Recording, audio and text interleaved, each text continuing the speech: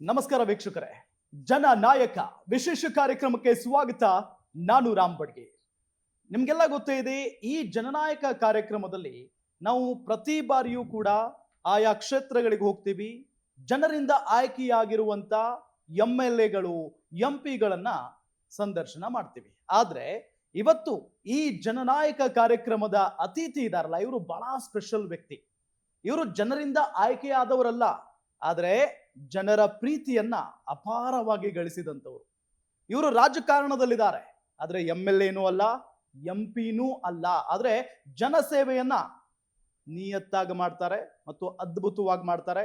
ರಾಯಚೂರಿನ ಜನ ಇವರಿಗೆ ಒಂದು ಹೆಸರಿಟ್ಟಿದ್ದಾರೆ, ಕಿಂಗ್ ಮೇಕರ್ ಅಂತ ಹೇಳಿ. ಮುಂದೆ ಇವರು ಕಿಂಗ್ ಆಗೋದ್ರಲ್ಲಿ ಯಾವುದೇ ರೀತಿಯಾದಂತ ಅನುಮಾನ ಇಲ್ಲ ಅಂತ ಕೂಡ ರಾಯಚೂರಿನ ಜನ ಮಾತನಾಡೋದನ್ನ ನಾವು ಕೇಳಿಸ್ಕೊಂಡಿದ್ದೇವೆ. ಇದೆಲ್ಲದರ ಜೊತೆಗೆ ರಾಯಚೂರಿನ ಅಭಿವೃದ್ಧಿ ಅಂತ ಬಂದಾಗ ಇವರು ಹಿಡಿದ ಕೆಲಸವನ್ನ ಸಾಧಿಸದೆ ಬಿಡೋ ಮಾತೇ ಇಲ್ಲ ಅನ್ನೋದು ಕೂಡ ಒಂದು ಮಾತಿದೆ. ಇದರ ಜೊತೆಗೆ ನಿಮ್ಗೆಲ್ಲ ಗೊತ್ತಿರಲಿ, ರಾಹುಲ್ ಗಾಂಧಿ ಅವರ ಫೇವರಿಟ್ ಹುಡುಗ ಇವರು. ರಾಹುಲ್ ಗಾಂಧಿ ಅವರು ಕರ್ನಾಟಕಕ್ಕೆ ಬರ್ತಾ ಇದ್ದಾರೆ ಅಂತ ಅಂದ್ರೆ ಈ ಹುಡುಗ ಇರಲೇಬೇಕು. ಇನ್ನು ಮಾನ್ಯ ಮುಖ್ಯಮಂತ್ರಿಗಳು ಸಿದ್ದರಾಮಯ್ಯನವರು ಅಂತ ಅಂದ್ರೆ ಎಲ್ರಿಗೂ ಗೊತ್ತಿದೆ, ಅವರಿಗೆ ಅಚ್ಚುಮೆಚ್ಚಿನ ಒಬ್ಬ ವ್ಯಕ್ತಿ ಈ ವ್ಯಕ್ತಿ. ಇದರ ಜೊತೆಗೆ ನಮ್ಮ DCM DK ಶಿವಕುಮಾರ್ ಅವರು ಯಾವಾಗ್ಲೂ ಕೂಡ ಇವ್ರ ಜೊತೆಗಿರ್ಲಿ, ಈ ಹುಡುಗ ಮುಂದೆ ಕಾಂಗ್ರೆಸ್ನ ಭವಿಷ್ಯ ಅಂತ ಹೇಳಿ ಕರೀತಾರೆ. ಸೊ ಅವರು ಬೇರೆ ಯಾರೂ ಅಲ್ಲ, ಸಿದ್ದರಾಮಯ್ಯನವರ ಸಂಪುಟದಲ್ಲಿ ಸಚಿವರಾಗಿರುವಂತ NS ಬೋಸರಾಜು ಅವರ ಪುತ್ರ ರವಿ ಬೋಸರಾಜು ಅವರೇ ನನ್ನ ಜೊತೆಗಿದ್ದಾರೆ ಕಾರ್ಯಕ್ರಮದಲ್ಲಿ. ಅವರನ್ನ ನಾನು ಮೊದಲಿಗೆ ಕಾರ್ಯಕ್ರಮಕ್ಕೆ ವೆಲ್ಕಮ್ ಮಾಡ್ಕೊಳ್ತೀನಿ. ಸರ್ ನಮಸ್ಕಾರ, ಕಾರ್ಯಕ್ರಮಕ್ಕೆ ಸ್ವಾಗತ ನಿಮ್ಗೆ. ನಮಸ್ಕಾರ ವೀಕ್ಷಕರಿಗೆಲ್ಲರಿಗೂ ನಮಸ್ಕಾರ. ಎಸ್ ಸರ್, ನಾನೀಗ ಮೊದಲಿಗೆ ನಾನು MLAಗಳನ್ನೆಲ್ಲ ಪ್ರಶ್ನೆ ಮಾಡಬೇಕಾದ್ರೆ, ಸರ್ MLA ಆಗಿದ್ದೀರಿ, ಏನು ಕೊಟ್ಟಿರಿ ಈ ಕ್ಷೇತ್ರಕ್ಕೆ ಅಂತ ಕೇಳ್ತೀನಿ. ಸರ್ ನೀವು MLAನೂ ಅಲ್ಲ, MP ಅಲ್ಲ, ಆದರೆ ನಿಮ್ಮ ಬಗ್ಗೆ ನಾನು ನಿನ್ನೆ ಕ್ಷೇತ್ರದಲ್ಲೆಲ್ಲ ಸುತ್ತಾಡಿದೆ. ರವಿ ಬೋಸರಾಜು ಅವ್ರ ಬಗ್ಗೆ ಏನು ಹೇಳ್ತೀರಿ ಅಂತ ಜನರನ್ನ ಕೇಳಿದಾಗ ಅವರು ಕಿಂಗ್ ಮೇಕರ್, ಅವ್ರು ಯಾವಾಗಲೂ ಅಭಿವೃದ್ಧಿಯನ್ನ ಮಾಡೋದ್ರಲ್ಲಿ ಎತ್ತಿದ ಕೈ ಅಂತ ಹೇಳ್ತಾರೆ. ಸರ್ ನೀವು ರಾಜಕಾರಣಿ ಹೌದು, ಆದರೆ MP ಅಲ್ಲ, MLA ಅಲ್ಲ, ಏನಿದು ಅಂದ್ರೆ ಯಾಕೆ ಈ ಒಂದು ಮನಸ್ಸು ಬಂತು ನಿಮ್ಗೆ ಅಭಿವೃದ್ಧಿ ಮಾಡಬೇಕು ರಾಯಚೂರನ್ನ ಅಂತ? ಅಲ್ಲ, ಮೊದಲನೇದಾಗಿ ನಾನು ಯಾಕೆ ನೇರವಾಗಿ ರಾಜಕೀಯ ಅಂದ್ರೆ ಎಲೆಕ್ಟ್ರೋಲ್ ಪಾಲಿಟಿಕ್ಸ್ ಏನಂತೀವಿ ಅದಕ್ಕೆ ನಾನು ಯಾಕೆ ಬಂದಿಲ್ಲ ಅಂತಂದ್ರೆ, ಒಂದು ಬಹಳ ಪ್ರಮುಖ ಒಂದು ವಿಷಯ ಏನಂತಂದ್ರೆ, ನಮ್ಮ ತಂದೆಯವರು ಈಗಾಗಲೇ ಸಕ್ರಿಯವಾಗಿ ರಾಜಕೀಯದಲ್ಲಿದ್ದಾರೆ. ಕರೆಕ್ಟ್. MLA ಆಗಿದ್ರು, MLC ಇದ್ದಾರೆ, ಮಿನಿಸ್ಟರ್ ಆಗಿದ್ದಾರೆ. ಅವರು ವಿವಿಧ ಒಂದು ಪಾರ್ಟಿಯಲ್ಲಿ ಕೆಳಮಟ್ಟದಿಂದನು ಯೂತ್ ಕಾಂಗ್ರೆಸ್ನಿಂದ ಹಿಡಿದು, ಬ್ಲಾಕ್ ಕಾಂಗ್ರೆಸ್ನಿಂದ ಹಿಡಿದು, ಜಿಲ್ಲಾ ಕಾಂಗ್ರೆಸ್ನಿಂದ ಹಿಡಿದು ಸ್ಟೇಟ್ ಮತ್ತು AICC ವರೆಗೆ ಅವರು ವಿವಿಧ ಪದವಿಗಳನ್ನ ಅವರು ಅವ್ರಿಗೆ ಪಾರ್ಟಿ ಕೊಟ್ಟಿದೆ. ಹಾಗಾಗಿ ಈಗ ಒಂದೇ ಕುಟುಂಬದಲ್ಲಿ ಇದು ನಮ್ಮ ನಾಯಕರಾದಂಥ ರಾಹುಲ್ ಗಾಂಧಿ ಅವರು ಯಾವಾಗ ಹೇಳ್ತಿರ್ತಾರೆ, ನಾವು ಒಂದು ಕುಟುಂಬದಲ್ಲಿ ಒಬ್ಬರೇ ಇರಬೇಕು, ಬೇರೆಯವರಿಗೆ ಅವಕಾಶಗಳು ಕೊಡಬೇಕು ಅನ್ನೋದನ್ನ ಅವ್ರು ಯಾವಾಗ್ಲೂ ಹೇಳ್ತಿರ್ತಾರೆ. ಅದೇ ರೀತಿ ನಮ್ಮ ತಂದೆಯವ್ರದ್ದು ಅದೇ ಒಂದು ಆಲೋಚನೆ ಅವ್ರದ್ದು. ಒಂದು ಕುಟುಂಬದಲ್ಲಿ ಒಬ್ಬರೇ ಇರಬೇಕು, ಒಬ್ಬರು ಸಕ್ರಿಯವಾಗಿ ರಾಜಕೀಯದಲ್ಲಿದ್ದಾಗ ಅವರು ಏನೋ ವಿವಿಧ ಒಂದು ಪೊಸಿಷನ್ಸ್ನ ತಗೊಂಡಿದಾಗ ಬೇರೆ ಯಾರು ಆ ಒಂದು ಕುಟುಂಬದ ಸದಸ್ಯರು ಯಾರು ತಗೋಬಾರ್ದು ಅನ್ನೋದು ಮೊದಲಿಂದನೂ ಅವ್ರದ್ದು ಒಂದು ಅಭಿಪ್ರಾಯ ಅದು.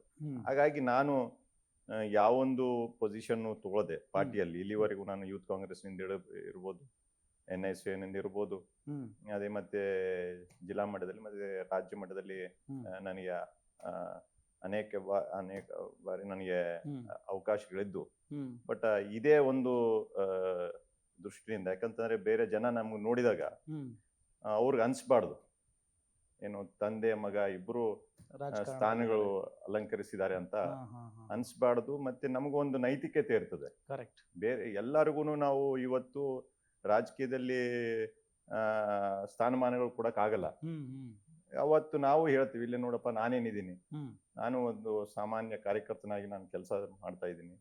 ಹಾಗಾಗಿ ಯಾರಿಗೆ ಸಿಕ್ಕಿದೆ ನಾವು ಸಂತೋಷ ಪಡ್ಬೇಕು, ಯಾರು ಸಿಗದೆ ಹೋದಾಗ ಅವರು ಕೆಲಸ ಮಾಡ್ತಾ ಹೋಗ್ಬೇಕು. ಮುಂದೆ ಬರೋಂಥ ದಿನಗಳಲ್ಲಿ ಎಲ್ಲರಿಗೂ ಅವಕಾಶ ಸಿಗಬಹುದು ಅಂತ ನಂದೊಂದು ಅಭಿಪ್ರಾಯ. ಅದೇ ಅಭಿಪ್ರಾಯ ಮೇಲೆ ನಾನು ದೂರ ಉಳಿದಿರೋದು. ಉಳಿದಿರೋದು ಒಂದು. ಎಸ್. ಆ, ಎರಡನೇ ಪ್ರಶ್ನೆ ನೀವೇನ್ ಕೇಳಿದಿರಿ ಅಂತಂದ್ರೆ ರಾಯಚೂರಿನ ಒಂದು ಅಭಿವೃದ್ಧಿ ಯಾಕೆ ಅಂತ. ಹೌದು. ಇದು ಒಂದು ಸಂಪನ್ಮೂಲ ಜಿಲ್ಲೆ. ಇದು ಹ್ಮ್. ಎಲ್ಲಾ ರೀತಿ ದೇವರು ಕೊಟ್ಟಂತ ಒಂದು ಸಂಪನ್ಮೂಲ ಜಿಲ್ಲೆ ಇಡೀ ಹೌದು. ರಾಜ್ಯದಲ್ಲಿ ಹ್ಮ್. ಮತ್ತೆ ದೇಶದಲ್ಲಿ ಅಂತೂ ನಾನು ಹೇಳ್ಬೋದು. ಹ್ಮ್ ಹ್ಮ್ ಹ್ಮ್ ಹ್ಮ್. ಯಾಕಂತಂದ್ರೆ 2 ನದಿಗಳಿದಾವೆ. ಹೌದು. ಒಂದು ತುಂಗಭದ್ರಾ ಮತ್ತೆ ಇನ್ನೊಂದ್ ಕಡೆ ಕೃಷ್ಣ, ಪೆರಿನಿಯಲ್ ರಿವರ್ಸ್ ಅಂತ ಹ್ಮ್ ಹ್ಮ್. ಯಾವಾಗ್ಲೂ ನೀರು ಹರಿತಿರ್ತದೆ ಇದು. ಹೌದು. ಒಂದು. ಎರಡನೇದೇನಂತಂದ್ರೆ ಇಲ್ಲಿ ಇರಿಗೇಷನ್ ಸಿಸ್ಟಮ್ ಏನಿದೆಯೋ ಹ್ಮ್. ಒಂದು ಇಡೀ ರಾಜ್ಯದಲ್ಲೇ ಒಂದು ಅತಿ ದೊಡ್ಡ ಇರಿಗೇಷನ್ ಒಂದು ಅಗ್ರಿಕಲ್ಚರಲ್ ಇದೆ ಅಂತಂದ್ರೆ ಹ್ಮ್ ಹ್ಮ್ ಹ್ಮ್ ಹ್ಮ್. ಅದು ನಮ್ಮ ಒಂದು ಜಿಲ್ಲೆ ಅಂತ ಹೇಳ್ಬೋದು. ಒಂದ್ ಕಡೆ TLBC, Tungabhadra left bank canal ಅಂತ ಕರಿತೀವಿ. ಹೌದು. ಇನ್ನೊಂದ್ ಕಡೆ NRBC, ಹ್ಮ್ ಹ್ಮ್. ನಾರಾಯಣಪುರ್ ರೈಟ್ ಬ್ಯಾಂಕ್ ಕೆನಾಲ್ ಅಂತ ಹೇಳಿ. ಹ್ಮ್ ಹ್ಮ್. ಹಾಗಾಗಿ ಈ ಒಂದು ಜಿಲ್ಲೆ ನೀರಿನ ಕೊರತೆ ಇಲ್ಲ, ಹ್ಮ್. ಸಂಪನ್ಮೂಲ ಇದೀವಿ. ಭತ್ತ ಇಡೀ ಹೌದು. ರಾಜ್ಯದಲ್ಲಿ ಮತ್ತೆ ದೇಶದಲ್ಲೇ ಅತಿ ಹೆಚ್ಚು ಭತ್ತ ಬೆಳೆದಂತ ಒಂದು ಯಾವುದೇ ಒಂದು ಜಿಲ್ಲೆ ಇದೆ ಅಂತಂದ್ರೆ ಅದು ರಾಯಚೂರು ಅಂತ ಹೇಳ್ಬೋದು. ಹ್ಮ್ ಹ್ಮ್ ಹ್ಮ್. ಅದೇ ರೀತಿ ಹತ್ತಿ, ಕರೆಕ್ಟ್. ನಾವು ಹತ್ತಿನೂ ಇಡೀ ರಾಜ್ಯದಲ್ಲಿ ಅತಿ ಹೆಚ್ಚು ಬೆಳೆಯಂತ ಒಂದು ಜಿಲ್ಲೆ ಅಂತಂದ್ರೆ ಅದು ರಾಯಚೂರು ಅಂತ ಕರಿಬಹುದು. ಹೌದು. ಮೆಣಸಿನ್ಕಾಯಿ, ಹ್ಮ್.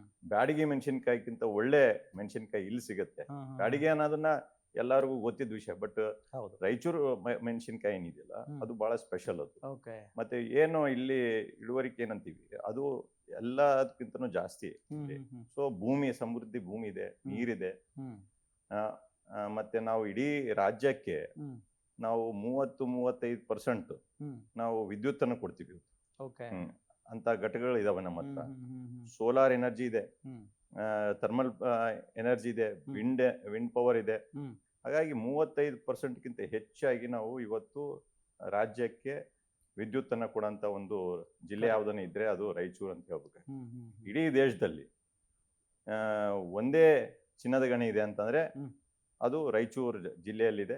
ಓಕೆ. ಹಟ್ಟಿ ಚಿನ್ನದ ಗಣಿ. ಚಿನ್ನದ ಗಣಿ. ಹಾಗಾಗಿ ಎಲ್ಲಾ ರೀತಿ ನೋಡಿದ್ರೆ ಹ್ಮ್ ಹ್ಮ್. ಇದು ಒಂದು ಸಂಪನ್ಮೂಲ ಜಿಲ್ಲೆ ಅಂತ ನಾವು ಕರಿಬಹುದು ಹ್ಮ್. ಇಡೀ ರಾಜ್ಯದಲ್ಲಿ ಮತ್ತೆ ದೇಶದಲ್ಲಿ. ಇಲ್ಲೇನು APMC ಮಾರ್ಕೆಟ್ ಏನಿದೆ, ಹ್ಮ್ ಹ್ಮ್ ಹ್ಮ್. ಇಲ್ಲಿ ವಹಿವಾಟು ಆಗ್ತಿರೋದು ಹ್ಮ್. ಇಡೀ ಏಷ್ಯಾದಲ್ಲಿ ಹ್ಮ್. 2ನೇ ಸ್ಥಾನದಾಗ ಬರ್ತೀವಿ. ಹ್ಮ್. ಹತ್ತಿ ಮಾರ್ಕೆಟಿಂಗ್ ಏನ ಒಂದು ಕೇಂದ್ರ ಇದೆ ಅಂತ, APMC ಕೇಂದ್ರ ಇದೆ ಅಂತಂದ್ರೆ ಹ್ಮ್. ಅದು ರಾಯಚೂರು. ಹ್ಮ್ ಹ್ಮ್ ಹ್ಮ್ ಹ್ಮ್ ಹ್ಮ್. ಏಷ್ಯಾದಲ್ಲೇ ಅತಿ ದೊಡ್ಡ 2ನೇ ಸ್ಥಾನದಲ್ಲಿ ಬರೋಂಥ ಒಂದು APMC ಅಂತ ರಾಯಚೂರು APMC ಅಂತ Correct. ಕರಿಬೇಕು. ಹ್ಮ್ ಹ್ಮ್ ಹ್ಮ್. ದಿನನಿತ್ಯ ನಾವು ಅಲ್ಲಿ ವಹಿವಾಟು ಆಗ್ತಿರೋದು. ಯಾಕಂದ್ರೆ ಒಂದ್ ಕಡೆ ನಾವು ತೆಲಂಗಾಣ ಹ್ಮ್. ಬಾರ್ಡರ್ ಇದೆ, ಹೌದು. ಇನ್ನೊಂದ್ ಕಡೆ ಆಂಧ್ರ Correct. ಬಾರ್ಡರ್ ಇದೆ. ಹ್ಮ್. ಹಾಗಾಗಿ ಅಲ್ಲಿಂದನೂ ಇವತ್ತು ಏನು ರೈತರು ಬಂದು ಹ್ಮ್. ತಮ್ಮ ಒಂದು ಸಾಮಗ್ರಿಗಳನ್ನ ಇಲ್ಲಿ ನಮ್ಮ APMCಗೆ ಬರ್ತಾರೆ. ಯಾಕಂತಂದ್ರೆ ಇಲ್ಲಿ ಒಂದು ಫೈನಾನ್ಷಿಯಲ್ ಶಕ್ತಿ ಏನಿದೆಯೋ, ಹ್ಮ್.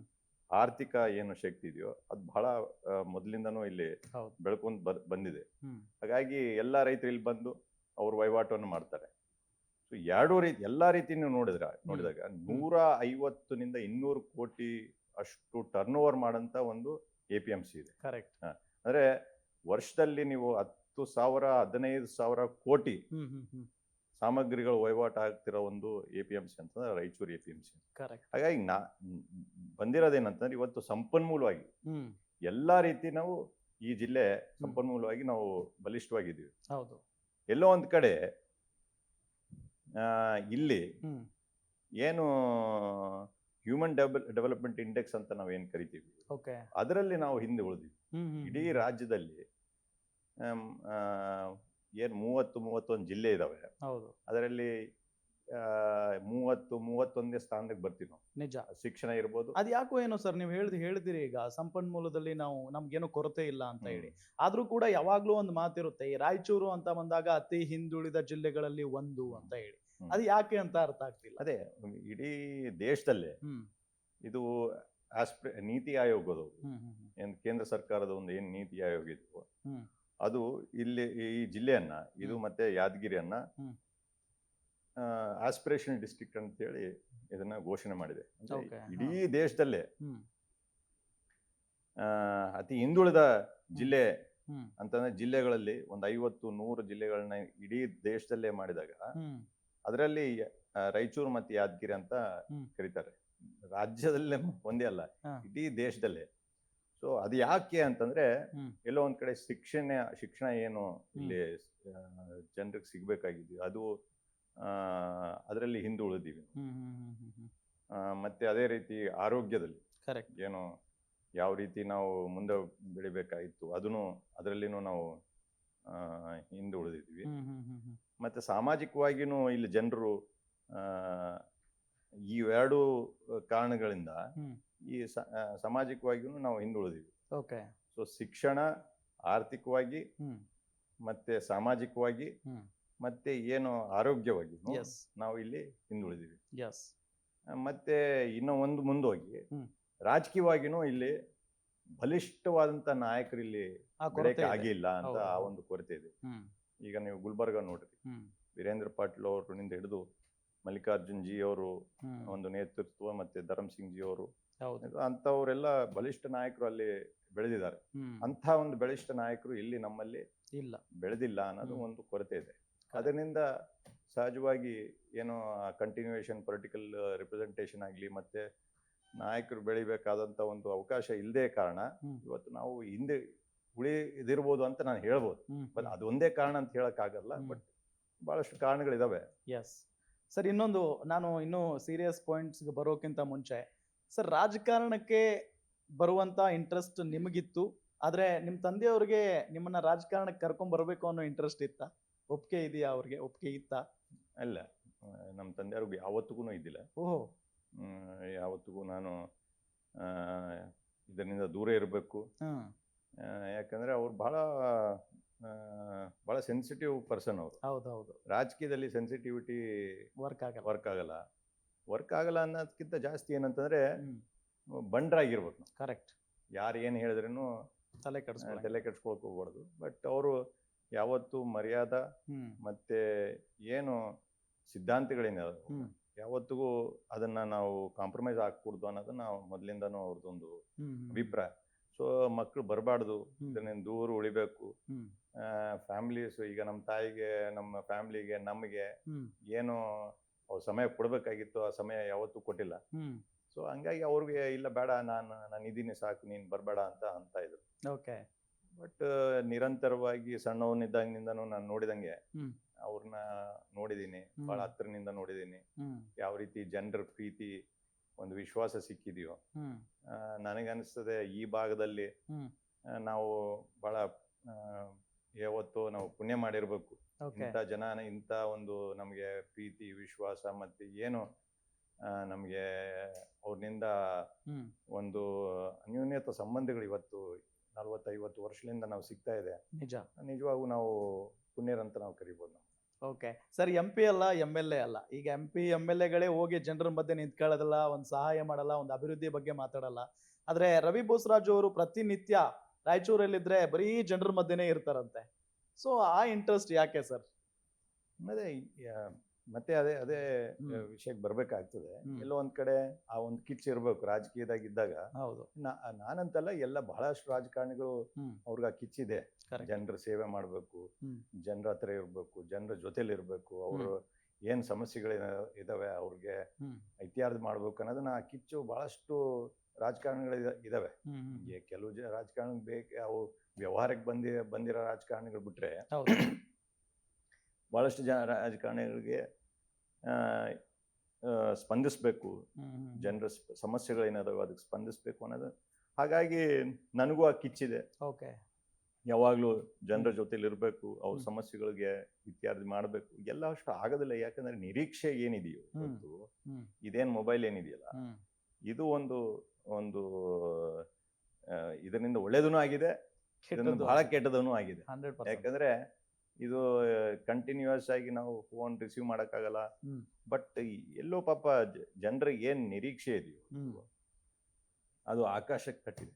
ಕರೆಕ್ಟ್. ಇವತ್ತು ಆ ನಿರೀಕ್ಷೆಗೆ ನಾವು ಹ್ಮ್. ಸ್ಪಂದಿಸಕ್ಕೆ ಸಾಧ್ಯನೇ ಇಲ್ಲ ಅಂತೀನಿ. ಹ್ಮ್ ಹ್ಮ್. ಯಾರಿನಿಂದೂ ಸಾಧ್ಯ ಇಲ್ಲ. ಅದು ಎಲ್ಲ ರೀತಿ ಪಾಪ ಇವತ್ತು ನಿರುದ್ಯೋಗಿ ಯುವಕರಿದ್ದಾರೆ ಬಹಳಷ್ಟು ಇವತ್ತು ಈ ಭಾಗದಲ್ಲೇ ಕಾಡ್ತಾ ಇದೆ, ಇಡೀ ದೇಶದಲ್ಲೇ ಇವತ್ತು ಕಾಡ್ತಾ ಇದೆ. ಈಗ ಹೆಂಗೆ ಕೊಡ್ಸೋದು ಎಲ್ಲರಿಗೂ ಗೌರ್ಮೆಂಟ್ ಜಾಬ್ ಬೇಕು, ಹೌದು, ಕೊಡಕ್ ಸಾಧ್ಯನೇ ಇಲ್ಲ. ಹೌದು. ಅದಕ್ಕೆ ಒಂದು ಪ್ರಕ್ರಿಯೆ ಇದೆ. ನಾವು ಏನ್ ಹೇಳಕ್ ಹೋದ್ರೇನು ಇಲ್ಲ, ನಿನಗೆ ಎಲ್ಲ ರೀತಿ ಶಕ್ತಿ ಇದೆ, ನಿನಗೆ ಅವ್ರು ನೀವು ಹೇಳಿದ್ರಲ್ಲ ಅವರೆಲ್ಲ ಪರಿಚಯ ಇದ್ದಾರೆ, ನೀನು ಅವ್ರ ಜೊತೆಲಿ ಯಾವತ್ತು ಒಡನಾಟ ಇದೆ, ಹೌದು, ನೀನ್ ಹೇಳಿದ್ರೆ ಆಗತ್ತೆ ಅಂತ ಹೇಳಿ ನಮ್ಮ ಹತ್ರ ಪಾಪ ನಿರೀಕ್ಷೆ ಇಟ್ಕೊಂಡು ಬರ್ತಾರೆ. ಅವ್ರ ತಂದೆ Correct. ತಾಯಿ ಕಷ್ಟಪಟ್ಟು ಅವ್ರನ್ನ ಓದಿಸಿರ್ತಾರೆ, ಡಿಗ್ರಿ ಓದಿರ್ತಾರೆ, PUC ಓದಿರ್ತಾರೆ, ಅವ್ರಿಗೇನೋ ಒಂದು ನೌಕರಿ ಸಿಗ್ಬೇಕನ್ನೋದು ಒಂದು ಆಶೆಯಿಂದ ಬರ್ತಾರೆ. ಕೊಡದೆ ಹೋದಾಗ ಸಿಗದೆ ಹೋದಾಗ ಅವರಿಗೆ ಒಂದು ನಿರಾಶೆ ಆಗ್ತದೆ. ಹಾಗಾಗಿ ಆಸ್ಪಿರೇಷನ್ಸ್ ಬಹಳ ಇದಾವೆ ಇವತ್ತು, ನಿರೀಕ್ಷೆ ಬಹಳ ಇದೆ ಜನರದ್ದು. ಆ ಮಟ್ಟಿಗೆ ನಾವು ಮುಟ್ಬೇಕಾದ್ರೆ ಬಹಳ ಕಷ್ಟ ಅಂತ. ನಿಜ ಸರ್. ಇನ್ನೊಂದು, ಈಗ OBC ಹೋರಾಟ ಪ್ರಸ್ತುತ ಬಹಳಷ್ಟು ಸಂಚಲನವನ್ನ ಹುಟ್ಟು ಹಾಕಿರೋದು. ಸೊ ಅದ್ರ ಹಿಂದೆ ನೀವೇ ಇರೋದು, ಅದರ ನೇತೃತ್ವವನ್ನ ನೀವೇ ವಹಿಸ್ಕೊಂಡಿರೋದು. OBC ಯಾಕೆ, ಆ ಹೋರಾಟ ಯಾಕೆ, ಇಲ್ಲ ಏನು ಉದ್ದೇಶ?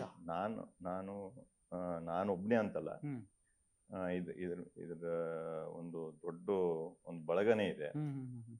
ಇದರಲ್ಲಿ ಮಾನ್ಯ ಮೊದಲನೇದಾಗಿ ನಾವು ಇದರಲ್ಲಿ ರಾಹುಲ್ ಗಾಂಧಿ ಅವ್ರನ್ನ ನಾವು ಮುಂಚೂಣಿಯಲ್ಲಿ ಇದನ್ನ ಅವ್ರ ಹೆಸರು ತಗೋಬೇಕಾಗ್ತದೆ. ಯಾಕಂದ್ರೆ ಇಡೀ ದೇಶದಲ್ಲಿ ಇವತ್ತು OBCಗಳಿಗೆ ಅವ್ರ ಹಕ್ಕು ಸಿಗ್ಬೇಕು. ಅವರೊಂದು ಹಿಂದಿಯಲ್ಲಿ ಒಂದು ವಾಕ್ಯವನ್ನು ಹೇಳಿದ್ದಾರೆ, ಜಿತ್ನಾ ಜಿಸ್ಕಾ ಆಬಾದಿ ಉಸ್ಕಾ ಉತ್ನಾ ಹಿಸ್ಸೆದಾರಿ ಅಂತ. ಅವ್ರಿಗೆ ಸಿಗ್ತಾ ಇಲ್ಲ ಅಂದ್ರೆ ಯಾರಿಗೆ ಎಷ್ಟು ಜನಸಂಖ್ಯೆ ಆಧಾರದ ಮೇಲೆ ಯಾರು ಇದಾರೋ ಅವ್ರಿಗೆ ತಮ್ಮ ಹಕ್ಕುಗಳು ಸಿಗಬೇಕು, ತಮ್ಮ ಪಾಲು ಸಿಗಬೇಕು ಅಂತ ಇವತ್ತು ರಾಹುಲ್ ಗಾಂಧಿ ಅವರು ಸುಮಾರು ವರ್ಷಗಳಿಂದ ಈ ಹೋರಾಟವನ್ನ ಮಾಡ್ತಾ ಇದ್ದಾರೆ, ಚಳವಳಿಯನ್ನ ಮಾಡ್ತಾ ಇದ್ದಾರೆ, ಇಡೀ ದೇಶದಲ್ಲಿ ಮಾಡ್ತಾ ಇದ್ದಾರೆ. ಸೊ ಇವತ್ತು ಅವ್ರಿಗೆ ಏನ್ ಅನ್ಸಿದೆ ಅಂದ್ರೆ, ಎಲ್ಲೋ ಒಂದ್ ಕಡೆ ಏನು ದಲಿತ ಸಮುದಾಯಗಳೇನಿದಾವೆ, SC ST ಸಮುದಾಯಗಳೇನಿದಾವೆ, ಅವ್ರಿಗೆ ರಿಸರ್ವೇಶನ್ ಮುಖಾಂತರ ಮತ್ತೆ ಕಾನ್ಸ್ಟಿಟ್ಯೂಷನ್ ಅಲ್ಲಿ ಅವ್ರಿಗೆ ಏನ್ ಸಿಗಬೇಕಾಗಿದೆ ಅವ್ರಿಗೆ ಸಿಗ್ತಾ ಇದೆ. ನಾವು ಅವರಿಗೆ ಇನ್ನ ಹೆಚ್ಚಿನ ಒಂದು ಅವ್ರಿಗೆ ಅವಕಾಶಗಳು ಕೊಡಬೇಕು, ಯಾವ ರೀತಿ ಕೊಡಬೇಕು ಅನ್ನೋ ಅದೊಂದು ದಲಿತ ಸಮುದಾಯಗಳ ಜೊತೆಲಿ ನಿಂತು ಅವ್ರ ಜೊತೆಲಿ ಹೋರಾಟ ಮಾಡ್ತಾ ಇದ್ದಾರೆ. ಅದಲ್ಲದೆ ಏನ್ ಈ OBCಗಳಂತ ಏನ್ ಕರಿತೀವಿ, ಶೋಷಿತ ಸಮಾಜದವ್ರು ಏನಿದ್ದಾರೆ, ಈ ಒಂದು ಸಮುದಾಯಗಳು ಒಂದು ದೊಡ್ಡ ಸಂಖ್ಯೆ ಇದೆ ಈ ದೇಶದಲ್ಲಿ. 50% ಮೀರಿ ಈ ಒಂದು ಸಮುದಾಯಗಳಿದಾವೆ. ಇವ್ರನ್ನ ಎಲ್ಲೋ ಒಂದ್ ಕಡೆ ನಾವು ನಿರ್ಲಕ್ಷ್ಯ ಮಾಡಿದೀವಿ ಅಂತ ಅವರೇ ಒಪ್ಕೊಂಡಿದ್ದಾರೆ, ಯಾರು ರಾಹುಲ್ ಗಾಂಧಿ ಅವರು. ಮೊನ್ನೆ ಒಂದು ತಾಲ್ಕೋಟರ ಸ್ಟೇಡಿಯಂ ಅಲ್ಲಿ ನನ್ನಿಂದನೇ ತಪ್ಪಾಗಿದೆ ಅಂತ ಅವ್ರು ಒಪ್ಕೊಂಡಿದ್ದಾರೆ. ಅಷ್ಟು ದೊಡ್ಡ ನಾಯಕರು ಅವರು. ಒಬ್ಬ ಇಡೀ ದೇಶದ ಒಬ್ಬ ನಾಯಕ ನನ್ನಿಂದ ತಪ್ಪಾಗಿದೆ, ಇಷ್ಟು ತಡವಾಗಿ ನಾನು ಇದ್ರ ಬಗ್ಗೆ ತಿಳ್ಕೊಂಡಿದ್ದೀನಿ ಅಂತ ಹೇಳಿದ್ಮೇಲೆ ಇವತ್ತು ಅವರೊಂದು ನಾಯಕತ್ವದಲ್ಲಿ ಇಲ್ಲಿ ನಮ್ಮ ರಾಜ್ಯದಲ್ಲಿ ಮಾನ್ಯ ಮುಖ್ಯಮಂತ್ರಿಗಳಾದಂತ ಸಿದ್ದರಾಮಯ್ಯ ಅವರ ಒಂದು ನೇತೃತ್ವದಲ್ಲಿ ಎಲ್ಲೋ ಒಂದ್ ಕಡೆ ಈ OBCಗಳಿಗೆ ಏನು ಬ್ಯಾಕ್ವರ್ಡ್ ಕ್ಲಾಸಸ್ ಏನಂತ ಕರಿತೀವಿ, ಇವ್ರಿಗೆ ನ್ಯಾಯ ಸಿಗಬೇಕು. ಇವ್ರಿಗೇನು ಸಮಾಜದಲ್ಲಿ ಏನು ಶೋಷಣೆ ಆಗ್ತಾ ಇದೆಯೋ, ಇವ್ರ ಮೇಲೆ ದೌರ್ಜನ್ಯ ಆಗ್ತಾ ಇದೆಯೋ, ಇವ್ರ ಮೇಲೆ ಏನು ಯಾವ ರೀತಿ ಸಮಾನತೆ ಸಮಾಜದಲ್ಲಿ ಸಿಗ್ತಾ ಇಲ್ಲ, ಸ್ಥಾನಮಾನಗಳಾಗಿರ್ಬೋದು, ನಿಮ್ಗೆ ಅವ್ರಿಗೊಂದು ವಿದ್ಯಾಭ್ಯಾಸ ಇರಬಹುದು, ಅವ್ರೊಂದು ಏನು ನಾವು ಇವತ್ತು ಮತ್ತೆ ಏನು ಸಾಮಾಜಿಕ, ಶೈಕ್ಷಣಿಕ ಮತ್ತೆ ಆರ್ಥಿಕ ಒಂದು ಸಮಾನತೆ ಸಿಗ್ಬೇಕಾಗಿತ್ತು, ಸುಮಾರು ವರ್ಷಗಳಿಂದ ಇವಾಗ ಸಿಗ್ತಾ ಇಲ್ಲ.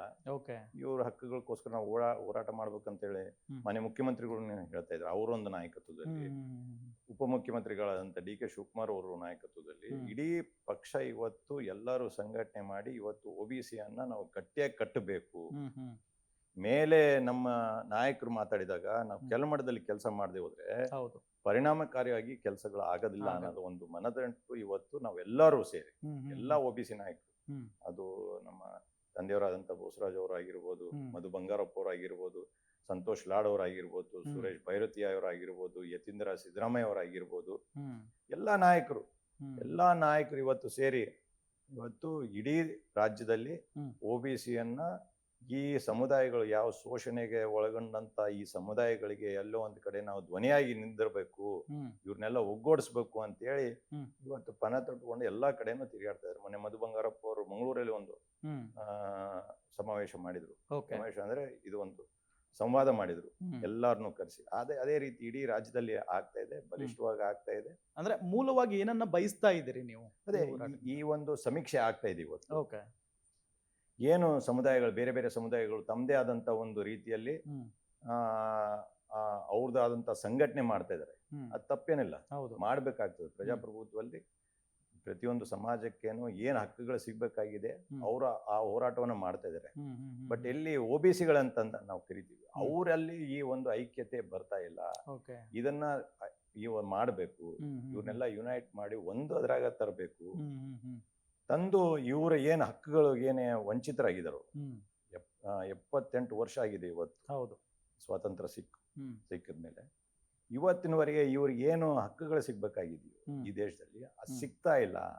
ಅದನ್ನ ಸಿಗ್ಬೇಕಾದ್ರೆ ನಾವೆಲ್ಲ ಒಂದಾಗ್ಬೇಕು ಅಂತೇಳಿ ಇವತ್ತೆಲ್ಲ ಕಡೆನೂ ಈ ಯಾವ ರೀತಿ ಒಂದು ನಮಗೆ ಜನರಿಂದ ಏನು ಸ್ಪಂದನೆ ಸಿಗ್ತಾ ಇದೆಯೋ, ಇಲ್ಲ ಸರ್ ನೀವು ಮಾಡ್ಬೇಕು, ಇದು ಇನ್ನ ಬಲಿಷ್ಠವಾಗಿ ಮಾಡ್ಬೇಕು. ನಮ್ಮ ಇಲ್ಲಿವರೆಗೆ ಸಣ್ಣ ಸಮುದಾಯಗಳು ಇದರಲ್ಲಿ ಒಂದು 25,000 50,000 ಇರೋಂಥ ಸಮುದಾಯಗಳು ಇದಾವೆ. ಯಾವತ್ತು ಅವ್ರು ಇಂಥ ಸಮುದಾಯಗಳು ಇದಾವ ಅಂತನೂ ಜನರಿಗೆ ಗೊತ್ತಿಲ್ಲ, ಸರ್ಕಾರಕ್ಕೆ ಗೊತ್ತಿಲ್ಲ. ಯಾವ ರೀತಿ ಅವ್ರಿಗೆ ಪಾಲಿಸಿ ಮಾಡ್ಬೇಕು, ಅವ್ರಿಗೆ ಏನು ಶಿಕ್ಷಣ ಸಿಗ್ತಾ ಇದೆ ಇಲ್ಲ ಅನ್ನೋದು ಗೊತ್ತಿಲ್ಲ. ಸೊ ಈ ಒಂದು ಸಮೀಕ್ಷೆ ಏನಿದೆಯೋ, ಸಾಮಾಜಿಕ ಆರ್ಥಿಕ ಮತ್ತೆ ಶೈಕ್ಷಣಿಕ ಏನು ಸಮೀಕ್ಷೆ ಏನಿದೆಯೋ, ಇದರಿಂದ ದತ್ತಾಂಶ ಹೊರಗೆ ಬರ್ತದೆ.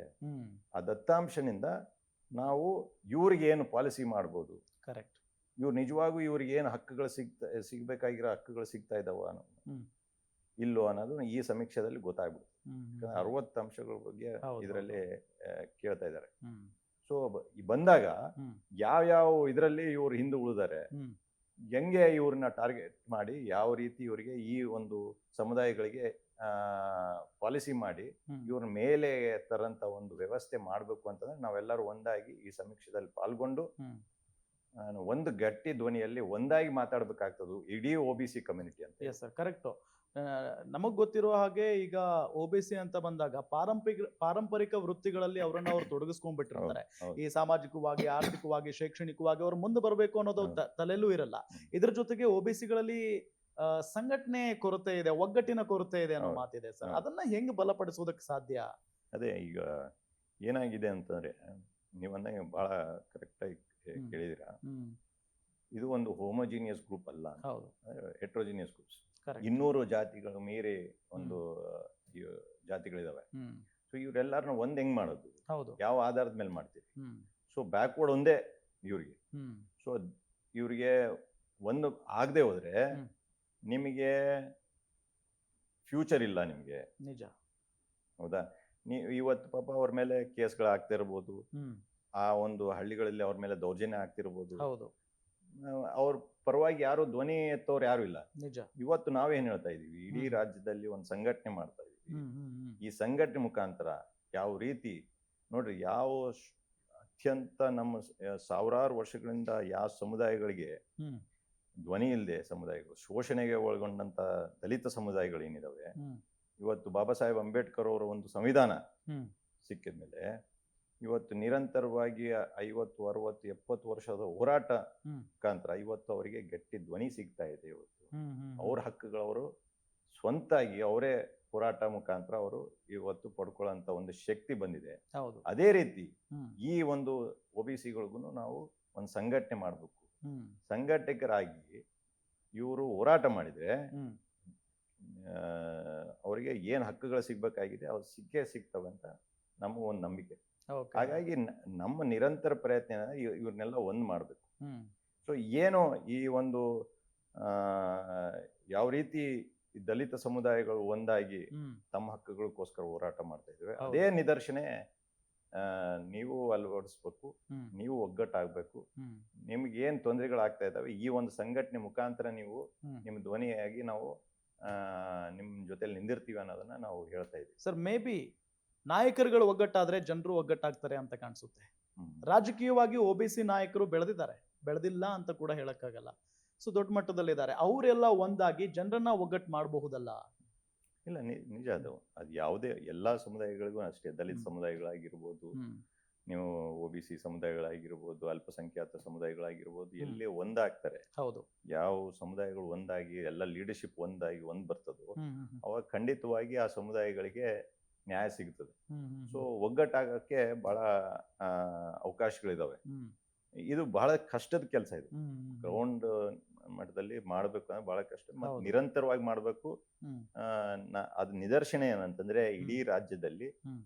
ಆ, ರಾಯಚೂರು ಹಿಂದುಳಿದ ವರ್ಗದ ಒಕ್ಕೂಟ ಅಂತೇಳಿ ಹ್ಮ್. ಬಹಳ ಹಿಂದಲಿಂದನೂ ಇದೆ. ಹ್ಮ್.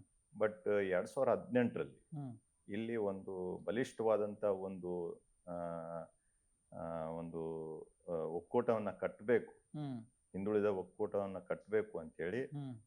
ನಮ್ಮ ಕೆ ಶಾಂತಪ್ಪನವರ ಒಂದು ನಾಯಕತ್ವದಲ್ಲಿ, ಅವರ ಅಧ್ಯಕ್ಷತೆಯಲ್ಲಿ ಹ್ಮ್. ಪುನರ್ ವಿಚಾರ ಮಾಡಿ ಹ್ಮ್.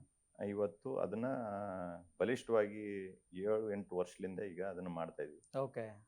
ನಾನು ಅದೇ ಪದೇ ಪದೇ ಹೇಳ್ತಾ ಇದ್ದೀನಿ, ಇಡೀ ರಾಜ್ಯಕ್ಕೆ ಹ್ಮ್. ಮಾದರಿಯಾಗಿ ಹ್ಮ್. ಇವತ್ತು ರಾಯಚೂರಿನ ಒಂದು ಒಕ್ಕೂಟ, ಹಿಂದುಳಿದ ಒಕ್ಕೂಟ ಹ್ಮ್. ಮಾದರಿ ಆಗಿದೆ ಇವತ್ತು. ಓಕೆ. ನಾವೆಲ್ಲರೂ ಏನು 70-80%, 100ಕ್ಕೆ 100 ಅಂತ ಹೇಳೋದಿಲ್ಲ, ಹೌದು, ಹೌದು. ಬಟ್ 70-80% ಹ್ಮ್. ಏನು ಈ ಜಿಲ್ಲೆಯಲ್ಲಿ OBCಗಳಿದ್ದಾರೆ, ಹ್ಮ್. ಅವರೆಲ್ಲರೂ ಒಗ್ಗಟ್ಟಾಗಿದ್ದಾರೆ. ಹ್ಮ್. ನಿರಂತರವಾಗಿ ಕಾರ್ಯಕ್ರಮಗಳು ಮಾಡ್ತಾ ಇದ್ದಾರೆ. ಹ್ಮ್. ಎಲ್ಲ ಪ್ರತಿಯೊಂದು ಸಮುದಾಯಗಳ ಕಾರ್ಯಕ್ರಮದಲ್ಲಿ ಪಾಲ್ಗೊಳ್ತಾರೆ. ಹ್ಮ್. ಒಬ್ರಿಗೊಬ್ರು ಅವರು ಇವತ್ತು ಬೆನ್ತಟ್ಟು ನಿಂತಿದ್ದಾರೆ. ಕರೆಕ್ಟ್. ಸೊ ಇದೊಂದು ನಿದರ್ಶನ, ಇದು ಎಲ್ಲಾ ಕಡೆ ಮಾಡ್ಬೋದು ಅನ್ನೋದು ನಮಗೆ ವಿಶ್ವಾಸ. ಹ್ಮ್, ಹ್ಮ್, ಹ್ಮ್. ಸೊ ಇದನ್ನ ನಾವು ಬೇರೆ ಬೇರೆ ಜಿಲ್ಲೆಗಳು ತಗೊಂಡು ಹೋಗ್ತಾ ಇದೀವಿ. ಹ್ಮ್. ಬೇರೆ ಬೇರೆ ನಾಯಕರ ಜೊತೆಲಿ ನಾವು ಸಮಾಲೋಚನೆ ಮಾಡ್ತಾ ಇದೀವಿ. ಹ್ಮ್. ಇದನ್ನ ಇಲ್ಲಿ ರಾಯಚೂರು ಅಂತ ಹಿಂದುಳಿದ ಜಾಗದಲ್ಲಿ ನಾವು ಮಾಡಿದ್ರೆ ಜಿಲ್ಲೆಯಲ್ಲಿ ಮಾಡ್ಬೋದು ಅಂತಂದ್ರೆ ಎಲ್ಲನ ಮಾಡ್ಬೋದು ಅಂತೇಳಿ ಇವತ್ತು ಕರಾವಳಿ ಪ್ರದೇಶದಲ್ಲಿ ಹ್ಮ್. ಅತಿ ಹೆಚ್ಚು ಸಮುದಾಯ ಇದೆ ಅಂತಂದ್ರೆ ಅದು OBC ಸಮುದಾಯ. ಓಕೆ. ಹಾ, ಹಾ, ಹಾ. ಅತಿ ಹೆಚ್ಚು ಸಮುದಾಯ ಇದೆ ಅಂತಂದ್ರೆ OBC ಸಮುದಾಯ ಹಾ, ಹಾ, ಹಾ. ಕರಾವಳಿ ಬೆಲ್ಟ್ ಅಲ್ಲಿ ಕಂಪ್ಲೀಟ್. Yes. ಬಟ್ ಅವ್ರನ್ನ ದಾರಿ ತಪ್ಪಿಸಿ ಹ್ಮ್. ಬೇರೆ ಬೇರೆ ಮಾರ್ಗಗಳ ತಗೊಂಡೋಗಿ ಹ್ಮ್. ಅದನ್ನ ಅವ್ರಿಗೇನು ಸಿಗ್ಬೇಕಾಗಿರೋ ಹಕ್ಕುಗಳೇನಿದಾವೆ ಅದ್ರ ಬಗ್ಗೆ ಮಾತಾಡಲ್ಲ. ಹ್ಮ್, ಹ್ಮ್. ಬಟ್ ಭಾವುಕವಾಗಿ ಅವ್ರನ್ನ ಬೇರೆ ರೀತಿ ಇದ್ ಮಾಡ್ತಾರೆ. ಹ್ಮ್. ಅದನ್ನ ಹಾಕ್ಕೊಡುದು, ನೀವೆಲ್ಲ ಒಂದಾಗಬೇಕು, ನಿಮ್ಮ ಹಕ್ಕುಗೋಸ್ಕರ ನೀವು ಹೋರಾಟ ಮಾಡ್ರಿ ಅಂತ ಹೇಳಿ ಇವತ್ತು ಸಿದ್ಧಾಂತದ ಆ ಸಿದ್ಧಾಂತದ ಮೇಲೆ ನಾವು ಹೋಗ್ತಾ ಇದೀವಿ. ಓಕೆ. ಸೊ ಇದನ್ನ ನಾವು ಎಲ್ಲಾ ಕಡೆ ಮಾಡ್ಬೋದು ಅನ್ನೋದು ನಮ್ಮ ನಂಬಿಕೆ. ಹ್ಮ್, ಹ್ಮ್, ಹ್ಮ್. ಏನು ರಾಯಚೂರು ಏನು ಹಿಂದುಳಿದ ಒಕ್ಕೂಟ ಏನಿದೆಯೋ ಹ್ಮ್. ಅದು ಇಡೀ ರಾಜ್ಯದಲ್ಲಿ ಮತ್ತೆ ದೇಶದಲ್ಲಿ ನಾವು ಮಾಡ್ಬೋದು ಅನ್ನೋದು ನಮ್ಗೆ ಒಂದು ವಿಶ್ವಾಸ. ಎಸ್ ಸರ್, ನಾನು ಆಗ್ಲಿಂದ ನೋಡ್ತಾ ಇದ್ದೀನಿ ಹಳದಿ ಶಾಲು. ಹ್ಮ್. ಸೊ ನಾನು ಸಹಜವಾಗಿ ಗ್ರೀನು ಜೊತೆಗೆ ನೀಲಿ ಈ ಶಾಲುಗಳನ್ನ ನೋಡಿದೀವಿ. ಅದು ಏನು ಅಂತ ನಮ್ಗೆ ಚೆನ್ನಾಗಿ ಗೊತ್ತಿದೆ. ಹ್ಮ್. ಹಳದಿ ಶಾಲು ಏನ್ ಸರ್ ಇದು? ಅದೇ ನೀವು ಕೇಳಿದ ಪ್ರಶ್ನೆ ಅಂತಂದ್ರೆ ಅದೇ ನೀಲಿ ಶಾಲ್ ಅಂತಂದ್ರೆ ದಲಿತ ಸಮುದಾಯಗಳ ಹೌದು. ಜೊತೆಲೆ ಗುರುತಿಸ್ಕೊಂಡಿರುವಂತ ಒಂದು ಸಮುದಾಯ. ಕರೆಕ್ಟ್. ಇವತ್ತು ಇಷ್ಟು ವರ್ಷದಲ್ಲಿ ಹ್ಮ್.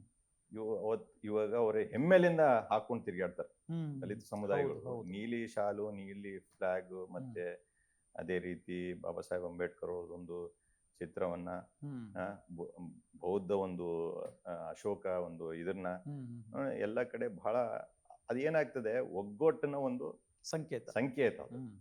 ಎಲ್ಲೇ ಹೋದ ನೋಡಪ್ಪ ದಲಿತ ಸಮುದಾಯ ಒಬ್ಬ ವ್ಯಕ್ತಿ ಬರ್ತಾ ಇದ್ದಾನೆ Correct. ಅದನ್ನ ಒಂದು ಸೂಚಿಸೋದು. ಗುರುತಿಸೋದು. ಹೌದು. ಹೌದೇ ಇಲ್ಲ ಅಂತ. ಅದರಿಂದ ಅವರಿಗೆ ಇವತ್ತು ಎಲ್ಲೋ ಒಂದ್ ಕಡೆ ಬಲ ಬಂದಿದೆ, ಹ್ಮ್. ಅವ್ರಿಗೊಂದು ಶಕ್ತಿ ಬಂದಿದ್ದು ನಿಜ. ಹ್ಮ್. ಅದ್ರ ಜೊತೆಲಿ ಒಂದು ಗುರುತು ಸಿಕ್ಕಿದೆ. ಹೌದು, ನಿಜ. ಅದೇ ರೀತಿ ಈಗ ನೀವು ಹಸಿರು ಶಾಲು, ಹ್ಮ್. ರೈತ ಸಂಘ, ರೈತರ ಸಂಕೇತ. ರೈತರ ಸಂಕೇತ. ಎಲ್ಲಿ ಹೋದ್ರೇನು ಹ್ಮ್. ರೈತರ ಒಂದು ಸಂಘರ್ಷ ಸಮಿತಿಯನ್ನ ಕರಿಬಹುದು, ಅಥವಾ ಒಂದು ಸಂಕೇತ ಅನ್ನೋದನ್ನ ಎಲ್ಲರಿಗೂ ಗೊತ್ತಿರೋ ವಿಷಯ. ಹ್ಮ್, ಹ್ಮ್, ಸೊ ಅವ್ರ ಒಂದು ವಿಷಯಗಳು ಬಂದಾಗ ಹ್ಮ್. ಆ ಒಂದು ಹಸಿರು ಶಾಲನ್ನು ನೋಡಿ ಜನರು ಗುರುತಿಸ್ತಾರೆ. ಗುರುತಿಸ್ತಾರೆ. ಇಲ್ಲಪ್ಪ, ರೈತರು ಬಂದಿದ್ದಾರೆ, ರೈತ ನಾಯಕರು ಬಂದಿದ್ದಾರೆ, ಹ್ಮ್. ರೈತಾಪಿ ಜನರು ಬಂದಿದ್ದಾರೆ ಅನ್ನೋದನ್ನ ಈಸಿಯಾಗಿ ಗುರುತಿಸ್ತಾರೆ. ಹ್ಮ್. ಅದೇ ರೀತಿ ಕೇಸರಿ ಒಂದಿದೆ, ಹೌದು. ಕೇಸರಿ ಬಣ್ಣ ಒಂದಿದೆ, ಕೇಸರಿ ಬಣ್ಣ. ಹೌದು. ಅದಕ್ಕೂ ಒಂದು ಶಕ್ತಿ ಬಂದಿದೆ. ನಿಜ. ಸೊ ಇವತ್ತು ಈ OBCಗಳಿಗೆ ಹ್ಮ್, ಹ್ಮ್. ಎಲ್ಲೋ ಒಂದ್ ಕಡೆ ತಮ್ಮದೇ ಆದಂತ ಒಂದು ಇದಿರ್ಬೇಕು, ಐಡೆಂಟಿಟಿ ಇರಬೇಕು. ಹ್ಮ್. ಐಡೆಂಟಿಟಿ ಇರಬೇಕು ಅಂತಂದ್ರೆ ಸುಮಾರು ವರ್ಷಗಳು ಇದೇ ಹೇಳ್ತಾ ಇದೀನಲ್ಲ, ಸುಮಾರು ವರ್ಷಗಳಿಂದ ನಾವು ಇಲ್ಲೇ ಜಿಲ್ಲೆಯಲ್ಲೇ ನಾವು ಪ್ರತಿ ಸಾರಿನೂ ಏನ್ ಮಾಡ್ಬೇಕು, ಹೆಂಗ್ ಮಾಡ್ಬೇಕು, ಬೇರೆ ರೀತಿ ಯಾವ ರೀತಿ ಒಂದು ಒಗ್ಗಟ್ಟನ್ನ ನಾವು ಮಾಡ್ಬೋದು ಅಂತಂದಾಗ Yes. ಎಲ್ಲ ಲೀಡರ್ಸ್ ಎಲ್ಲ ಸೇರಿ ಅವಾಗ ಈ ಹಲ್ದಿ ಶಾಲ್ನ ಹ್ಮ್. ನಾವು ಏನು ನಾರಾಯಣ ಗುರೂಜಿಯವರು ಹ್ಮ್. 19ನೇ ಇಸ್ವಿ 1818 88ರಲ್ಲಿ ಮಾಡಿರೋಂಥ ಒಂದು ಕ್ರಾಂತಿಕಾರಿ ಓಕೆ. ಆ, ಒಂದು ಸಂದೇಶ. ಹ್ಮ್. ಇಡೀ ಪ್ರಪಂಚನೇ ಒಂದೇ ಆ, ಆ, ಒಂದೇ ಜಾತಿ ಇರಬೇಕು, ಹ್ಮ್. ಒಂದೇ ಧರ್ಮ ಇರಬೇಕು, ನಾವೆಲ್ಲರೂ ಒಂದೇ ಅಂತ ಆವಾಗಿನ ಸಂದೇಶ. ಅಂದ್ರೆ 200 ವರ್ಷ ಹಿಂದೆ ಕೊಟ್ಟಿರೋಂಥ ಸಂದೇಶ ಅವರು, ನಾರಾಯಣ ಗುರೂಜಿಯವರು. ಇವತ್ತು ಪ್ರತಿನಿತ್ಯನೂ ನಮ್ಮ ನಾಯಕರಾದಂಥ ರಾಹುಲ್ ಗಾಂಧಿ ಅವರ ಹೆಸರು ತಗೋತಾರೆ. ಸೊ ಅವರ ಆದರ್ಶವಾಗಿ ಇವತ್ತು ಅವ್ರದ್ದು ಇದೇ ಸಂಕೇತ. ಅದೇ ರೀತಿ ನಮ್ಮ ಸಂಗೊಳ್ಳಿ ರಾಯಣ್ಣ ಅವ್ರದ್ದಾಗಿರ್ಬೋದು, ಅದನ್ನು ಇದೇ ಸಂಕೇತ. ಕ್ರಾಂತಿಕಾರಿ ಇದು.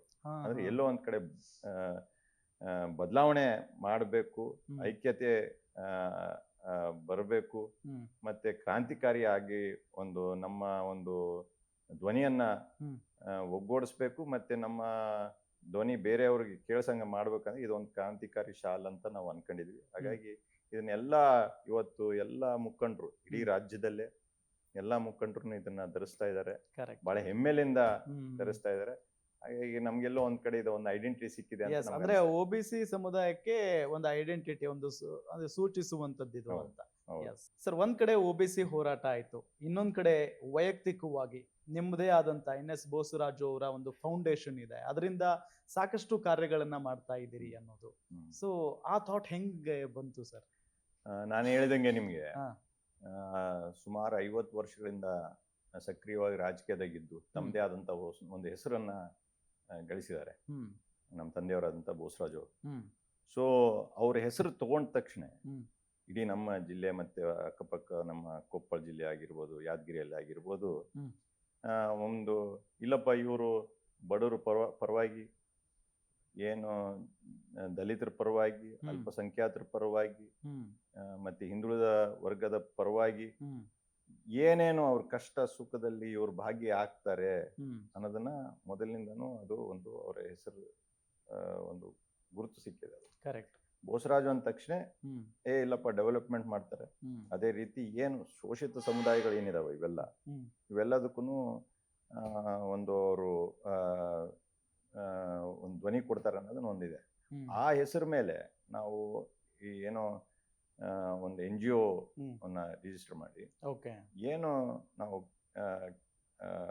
ಈ ಬಡವರು ಏನಿದಾರೋ ನೇರವಾಗಿ ಸರ್ಕಾರದಿಂದ ಸಿಗದೆ ಹೋದಾಗ ಅವ್ರಿಗೆ ಬೇರೆ ರೀತಿ ಅವ್ರನ್ನ ಈ ಸವಲತ್ತುಗಳನ್ನ ಕೊಡಬೇಕು ಅನ್ನೋದನ್ನ ಒಂದು ವಿಚಾರ ಒಂದು 16 ವರ್ಷ ಹಿಂದೆ ಬಂದಿತ್ತು. ಹಾಗಾಗಿ ಇವತ್ತು ಬಹಳ ಸಕ್ರಿಯವಾಗಿ ಅವ್ರ ಹೆಸರನ್ನು ಉಳಿಸ್ಬೇಕು, ಜನರು ಏನು ಯಾವ ರೀತಿ ಅವ್ರ ಮೇಲೆ ಪ್ರೀತಿ ವಿಶ್ವಾಸವನ್ನ ತೋರಿಸಿದ್ದಾರೆ ಅದೇ ರೀತಿ ಫೌಂಡೇಶನ್ ಅವ್ರ ಮೇಲೆ ತೋರಿಸ್ಬೇಕು, ಅವ್ರ ಜೊತೆಲಿ ನಿಂದಿರ್ಬೇಕು, ಅವ್ರ ಕಷ್ಟ ಕಾಲದಲ್ಲಿ ಅವ್ರ ಜೊತೆಲಿ ಇರಬೇಕು ಅಂತೇಳಿ ಸುಮಾರು ವರ್ಷಗಳಿಂದ ಅದು ಕೋವಿಡ್ ಅಲ್ಲಿ ಆಗಿರ್ಬೋದು, ಏನ್ ಮೆಡಿಸಿನ್ಸ್ ಸಿಗ್ಬೇಕಾಗಿರೋ ಕಷ್ಟ ಕಾಲದಲ್ಲಿ ರೆಮ್ಡೆಸಿವಿರ್ ಅನ್ನೋದು ಒಂದು ಮೆಡಿಸಿನ್ ಸಿಗ್ತಿರ್ಲಿಲ್ಲ, ಅಂತವೆಲ್ಲ ಸುಮಾರು ಕಾರ್ಯಕ್ರಮ ಮಾಡಿ ಮೋಡ ಬಿತ್ತನೆ ಕೂಡ ಆಯ್ತು. ಹೌದು,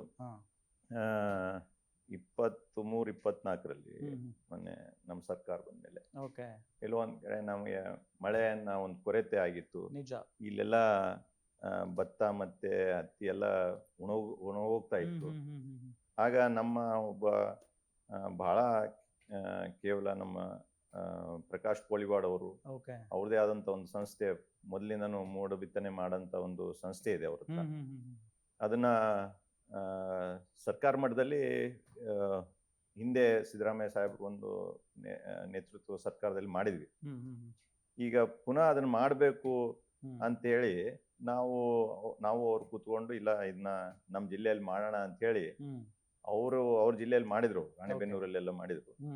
ಇಲ್ಲ ನಮ್ಮಲ್ಲಿನೂ ಮಾಡ್ಬೇಕು ಅಂತ ಹೇಳಿ ಅವ್ರನ್ನ ರಿಕ್ವೆಸ್ಟ್ ಮಾಡಿದಾಗ ಅವರು ಈ ಬೆಳ್ಳಾರಿಯಲ್ಲಿ, ನಮ್ಮ ಜಿಲ್ಲೆ ಒಂದೇ ಅಲ್ಲ, ಬೆಳ್ಳಾರಿ, ಕೊಪ್ಪಳ, ವಿಜಯನಗರ ಮತ್ತೆ ರಾಯಚೂರು ಜಿಲ್ಲೆಯಲ್ಲಿ ಆ ಮೋಡ ಬಿತ್ತನೆಯನ್ನು ಮಾಡಿದ್ವಿ. ಅದರಿಂದ ಅನುಕೂಲನೂ ಆಗಿದೆ, ಜನರು ಬಹಳ ಖುಷಿ ಪಟ್ರು. ಏನೋ ಒಂದು ನಾನು ಹೇಳಿದ್ನಲ್ಲ, ನಿರೀಕ್ಷೆ ಬಹಳ ಇರ್ತದೆ. ನಮ್ಮನಿಂದ ಏನಾಗ್ಬೇಕಾಗಿದೆ ಅಂದ್ರೆ ಪ್ರಯತ್ನ ಆಗ್ಬೇಕು. ದೇವರು ಫಲ ಕೊಟ್ರೆ ಒಳ್ಳೇದು, ನಮ್ಮದೊಂದು ಪ್ರಯತ್ನ ಅಷ್ಟೇ. ನಿಜ. ಈ ಒಂದು ಫೌಂಡೇಶನ್ ಇಂದ ಇಂಥವೆಲ್ಲ ಕಾರ್ಯಕ್ರಮ ಮಾಡಿ ಪ್ರಯತ್ನ, ಜನರು ಏನು ಕಷ್ಟದಾಗಿದ್ದಾಗ ಅವ್ರ ಜೊತೆಲಿ ನಿಂದಿರ್ಬೇಕನ್ನೋದು ಒಂದು ಇದರಿಂದ ನಾವು ಈ ಒಂದು ಫೌಂಡೇಶನ್ ನ ಶುರು ಮಾಡಿ. ಬಹಳಷ್ಟು ಜನರಿಗೆ ದೇವರು ಹಣ, ಆಸ್ತಿ, ಅಂತಸ್ತೆಲ್ಲ ಕೊಟ್ಟಿರ್ತಾನೆ ಸರ್, ಬಡವರಿಗೆ ಸಹಾಯ ಮಾಡೋ ಮನಸ್ಸು ಕೊಟ್ಟಿರಲ್ವಂತೆ. ಆ ಮನಸ್ಸು ನಿಮಗಿದೆ. ಇದ್ರ ಜೊತೆಗೆ ರಾಯಚೂರು ಅಂತ ಬಂದಾಗ ರಾಯಚೂರಿನ ಜನರ ಒಂದು ಮನಸ್ಸಿನಲ್ಲಿ ಒಂದಿತ್ತು, ನಮ್ಮಲ್ಲೂ ಕೂಡ ಒಂದು ವಿಮಾನ ನಿಲ್ದಾಣ ಆಗ್ಲಪ್ಪ ಅಂತ ಹೇಳಿ ಬಹಳ ದಿನಗಳ ಬೇಡಿಕೆ ಇದು. ಅದು ನಿಮ್ಮಿಂದ ಸಾಕಾರ ಆಗ್ತಾ ಇದೆ ಅಂತ ಕೇಳ್ಪಟ್ವಿ ಸರ್. ಎಲ್ಲಿಗೆ ಬಂತು ಈಗ? ಈಗ ಏನು ಯಾಕೆ ಬೇಕು ಅನ್ನೋದು ನಮ್ಗೆ ಬಹಳ ಮುಖ್ಯ ಇದೆ. ಹೌದು ಹೌದು. ಏನು ವಿಮಾನ ನಿಲ್ದಾಣದಿಂದ ಏನೋ ಒಂದು ಏನೋ ಸಿಗ್ತದಂತಲ್ಲ, ಬಟ್ ಏನು ಮೂಲಭೂತ ಸೌಲಭ್ಯಗಳೇನಿದಾವೆ. ಈಗ ನಾವು ನಮ್ಮ ಬಹುದಿನಗಳ ಬೇಡಿಕೆ ಏನಂದ್ರೆ ಏಮ್ಸ್ ಇಲ್ಲಿ ಆಗ್ಬೇಕು ಅನ್ನೋ, ಹಿಂದೆ IIT ಆಗ್ಬೇಕು ಅಂತಿತ್ತು, ಇಂಡಿಯನ್ ಇನ್ಸ್ಟಿಟ್ಯೂಟ್ ಆಫ್ ಟೆಕ್ನಾಲಜಿ ಇಲ್ಲಿ ಆಗ್ಬೇಕು, ನಂಜುಂಡಪ್ಪ ವರದಿ ಪ್ರಕಾರ ಇಲ್ಲಿ ಆಗ್ಬೇಕಾಗಿತ್ತು, ಇಲ್ಲಿ ಆಗಿಲ್ಲ, ಧಾರವಾಡ ಹುಬ್ಳಿಗೆ ಹೋಗಿದೆ ಅದು. ಹೌದು. ಸೊ ಅದೇ ರೀತಿ ಇವತ್ತು ಏಮ್ಸ್ ಆಗ್ಬೇಕು ಅಂತೇಳಿ ಗಟ್ಟಿ ನಿರ್ಧಾರವನ್ನ ತಗೊಂಡು, ಇದನ್ನು ರಾಹುಲ್ ಗಾಂಧಿ ಅವರು, ಮಲ್ಲಿಕಾರ್ಜುನ್ ಖರ್ಗೆ ಅವರು ಹತ್ರ ತಗೊಂಡು ಹೋಗಿ ಇದನ್ನ ನಾವು ಎಲೆಕ್ಷನ್ ಮುಂಚಿತವಾಗಿ ಇಲ್ಲಿ ಏಮ್ಸ್ ಅನ್ನ ಸ್ಥಾಪನೆ ಆಗ್ಬೇಕು ಈ ಜಿಲ್ಲೆಯಲ್ಲಿ ಅಂತೇಳಿ ಬಹುದಿನಗಳ ಬೇಡಿಕೆ ನಿರಂತರವಾಗಿ ಇವತ್ತು 1500 ದಿವಸದಿಂದ ಒಂದು ಹೋರಾಟವನ್ನ ನಡೀತಾ ಇದೆ, ಆ ಒಂದು ಏಮ್ಸ್ ಅಲ್ಲಿ ಸ್ಥಾಪನೆ ಆಗ್ಬೇಕು ಅಂತ ಹೇಳಿ.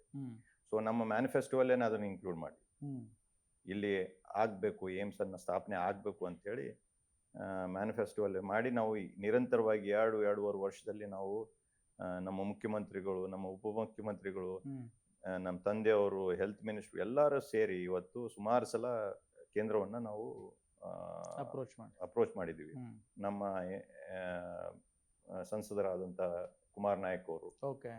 ಸೊ ಇದು ನಿರಂತರವಾಗಿ ಹೊರಟ ಈ ಏಮ್ಸ್ ಬರಬೇಕಾದ್ರೆ ಅಥವಾ ಯಾವುದೋ ಒಂದು ಇನ್ಸ್ಟಿಟ್ಯೂಷನ್ಸ್, ನ್ಯಾಷನಲ್ ಇನ್ಸ್ಟಿಟ್ಯೂಷನ್ಸ್ ಇನ್ನೊಂದು ಬರಬೇಕಾದ್ರೆ ಮೂಲಭೂತ ಸವಲತ್ತುಗಳು ಬೇಕು. ಹೌದು, ಸಂಪರ್ಕ ಬೇಕು. ನಾನು ಹೇಳಿದ್ದೀನಿ ನಿಮ್ಗೆ, ಇದೊಂದು ಜಾಗ್ರಫಿಕಲಿ ಏನಂತಾರೆ ಇದನ್ನ, ಒಂದು ನೀವು ಕಾಶ್ಮೀರ್ನಿಂದ ನೀವು ಒಂದು ಕನ್ಯಾಕುಮಾರಿಗೆ ಒಂದು ಲೈನ್ ಹೇಳಿದ್ರೆ ರಾಯಚೂರು ಆ ಸೆಂಟ್ರಲ್ ಬರ್ತದೆ. ಸೊ ನಮಗೆ ರೈಲ್ವೆ ಲೈನ್ಸ್ ಮೊದಲಿಂದನೂ ಬ್ರಿಟಿಷರ ಕಾಲದಿಂದನೂ ಒಳ್ಳೆ ಸಂಪರ್ಕ ಇದೆ, ರೈಲ್ವೆ ಲೈನ್ಸ್ ಇದಾವೆ. ಅದೇ ರೀತಿ ಈಗ ಇತ್ತೀಚೆಗೆ ನಾವು ಕೇಂದ್ರ ಸರ್ಕಾರಕ್ಕೆ ನಾವು ಅವ್ರನ್ನ ನಾವು ಧನ್ಯವಾದಗಳು ಹೇಳ್ಬೇಕಾಗ್ತದೆ. ನ್ಯಾಷನಲ್ ಹೈವೇಸ್ನು ಬರ್ತಾ ಇದ್ದಾರೆ. ಸೊ ಹಂಗಾಗಿ ಆ ಒಂದು ನೆಟ್ವರ್ಕ್ನು ಇದೆ. ಕೊರತೆ ಇರೋದೇನಂತಂದ್ರೆ ಏರ್ಪೋರ್ಟ್ ಇದ್ರೆ ಏನಾಗ್ತದೆ, ಈಗ ನೀವು ಏಮ್ಸ್ ಬರ್ತದೆ, ಒಳ್ಳೆ ಡಾಕ್ಟರ್ಸ್ ಬರಬೇಕು, ಒಳ್ಳೆ ರಿಸರ್ಚರ್ಸ್ ಬರಬೇಕು, ಬೇರೆ ಬೇರೆ ಪ್ರದೇಶಗಳಿಂದ ಕ್ವಾಲಿಟಿಯಾಗಿ ಜನ ಬರಬೇಕು ಅಂತಂದ್ರೆ ಏರ್ಪೋರ್ಟ್ ಬೇಕೇ ಬೇಕು ನಮ್ಗೆ. ಹೌದು. ಸೊ ಅದನ್ನ ದೃಷ್ಟಿಯಲ್ಲಿ ಇಟ್ಟುಕೊಂಡು ಸುಮಾರು ವರ್ಷಗಳಿಂದ ನಾವು ಪ್ರಯತ್ನ ಮಾಡಿದಾಗ ಇವತ್ತು ಎಲ್ಲ ಅದು ಬಹಳ ತಡವಾಗ್ತಾ ಇತ್ತು. ಸೊ ನಾವೆಲ್ಲ ಒತ್ತಾಯ ಮಾಡಿ ಇವತ್ತು ಅದನ್ನ ಶುರು ಮಾಡಿ ಇವತ್ತು ಒಂದು ವರ್ಷದಲ್ಲಿ ಇವತ್ತು ನಾವು ಅಕ್ಟೋಬರ್ ಅಲ್ಲಿ ಇದೀವಿ ನಾವು.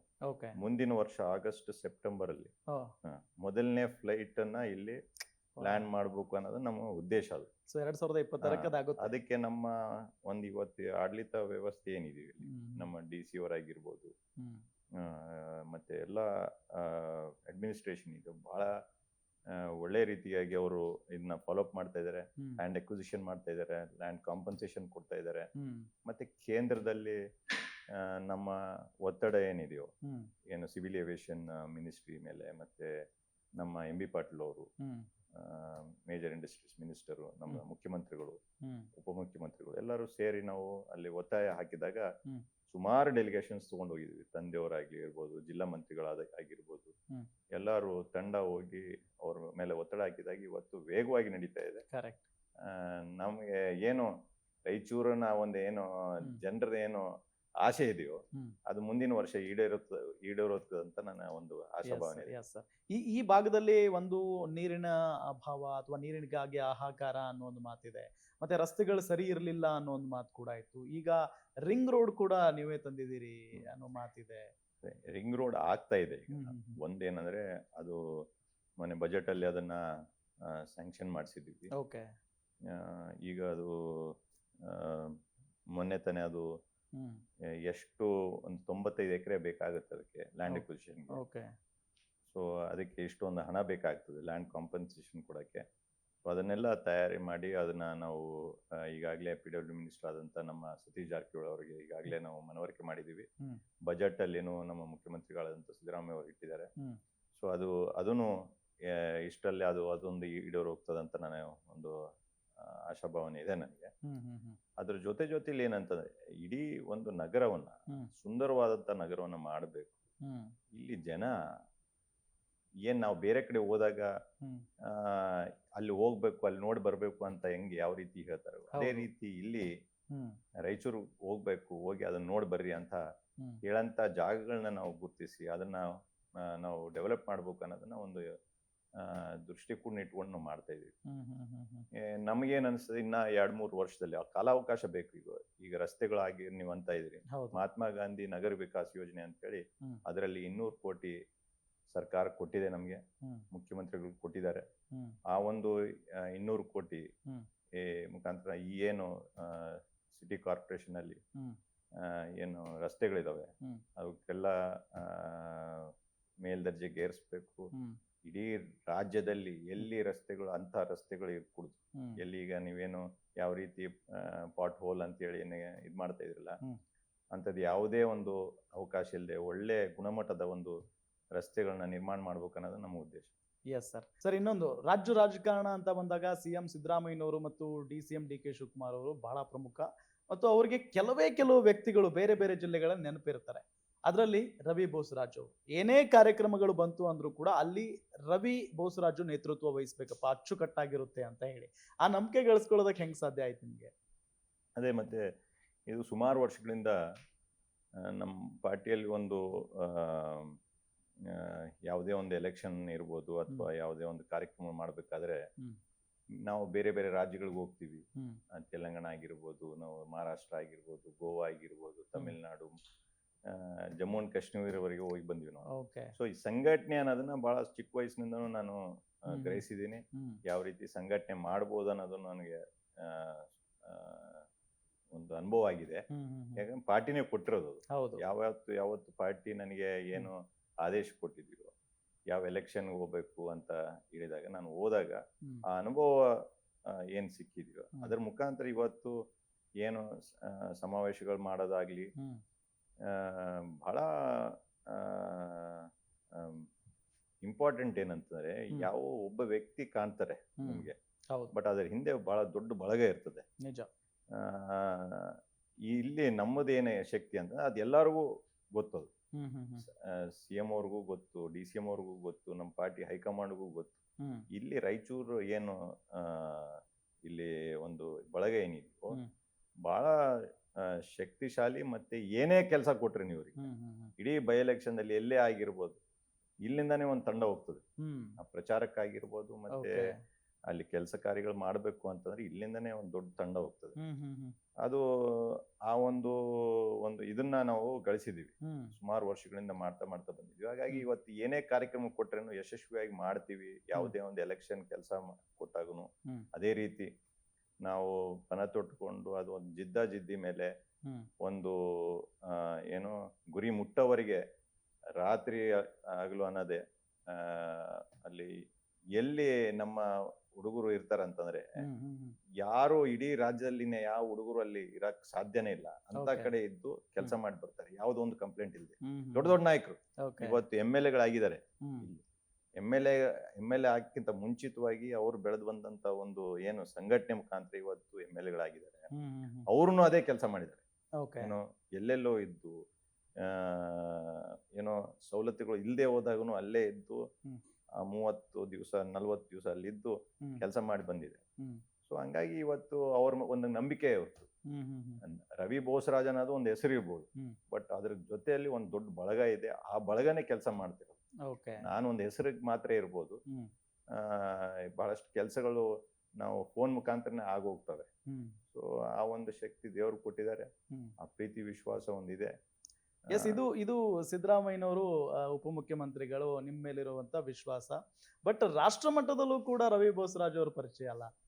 ಅದು ಒಂದು ರಾಯಚೂರಿನಿಂದ ಎಲ್ಲಿ ರಾಹುಲ್ ಗಾಂಧಿ ಅವ್ರದ್ದು ಒಂದು ಭಾರತ್ ಜೋಡೋ ಕಾರ್ಯಕ್ರಮ ಆಗುತ್ತೆ, ಯಾತ್ರೆ ಆಗುತ್ತೆ. ಸೊ ಆ ನಿಟ್ಟಿನಲ್ಲಿ ಇಡೀ ನೇತೃತ್ವವನ್ನು ವಹಿಸ್ಕೊಂಡಿರೋದು ರವಿ ಬೋಸರಾಜ್. ಹೆಂಗ್ ಸಾಧ್ಯ ಆಯ್ತು ಸರ್? ಹೆಂಗಿತ್ತು ಆ ಒಂದು ಒಡನಾಟ ರಾಹುಲ್ ಗಾಂಧಿ ಅವ್ರ ಜೊತೆಗೆ? ನಾನು ಹೇಳಿದ್ನಲ್ಲ, ಈಗ ಕನ್ಯಾಕುಮಾರಿನಿಂದ ಭಾರತ್ ಜೋಡೋ ಕಾರ್ಯಕ್ರಮವನ್ನ ಶುರು ಮಾಡಿದ್ರು. ಶುರು ಮಾಡ್ಬೇಕಾದ್ರೆ ನೀವು ನೆಟ್ಟಿಗೆ ನೀವು ಒಂದು ಲೈನ್ ಹೇಳಿದ್ರೆ ಜಮ್ಮು ಕಾಶ್ಮೀರಿಗೆ ಸೆಂಟ್ರಲ್ಲಿ ರಾಯಚೂರು ಬರ್ತದೆ. ಕರೆಕ್ಟ್. ಈ ಸ್ಟೇಟ್ನಿಂದ ನೀವು ಆಂಧ್ರದಿಂದ ಕರ್ನಾಟಕ ಬರಬೇಕು, ಕರ್ನಾಟಕದಿಂದ ಮತ್ತೆ ತೆಲಂಗಾಣ ಹೋಗ್ಬೇಕಂದ್ರೆ ಇದೇ ರಸ್ತೆ ಮುಖಾಂತರ ಹೋಗ್ಬೇಕು. ಸೊ ರಾಯಚೂರಂತೂ ಬರ್ತಾರೆ ಅನ್ನೋದು ನಮ್ಗೆ ಗೊತ್ತಿತ್ತು. ನಾವು ಕೇಳಿದ್ದೇನಂತ ಇಡೀ ಅದು ಒಂದು ಇತಿಹಾಸ. ಹೌದು. ಯಾವ ನಾಯಕರು ಇಡೀ ಪ್ರಪಂಚದಲ್ಲೇ ಇಷ್ಟು ಉದ್ದಕ್ಕೂ ಯಾರು ನಡೆದಿದ್ದು ಯಾವ ವ್ಯಕ್ತಿನೂ ಇವತ್ತಿನವರೆಗೆ ಮಾಡಿಲ್ಲ ಅಂತ ನನಗೆ ಅನ್ನಿಸ್ತಾ ಇದೆ. ಸೊ ಅಂತ ಒಂದು ಐತಿಹಾಸಿಕ ಕಾರ್ಯಕ್ರಮದ ಜೊತೆಲಿ ನಾವು ಭಾಗಿಯಾಗಬೇಕು. ಮತ್ತೆ ಎಂತ ಕಾರ್ಯಕ್ರಮ ಮಾಡಿದ್ರೆ ಅಂದ್ರೆ ಇಡೀ ದೇಶದಲ್ಲೇ ಅಚ್ಚುಕಟ್ಟಾಗಿ ಮತ್ತೆ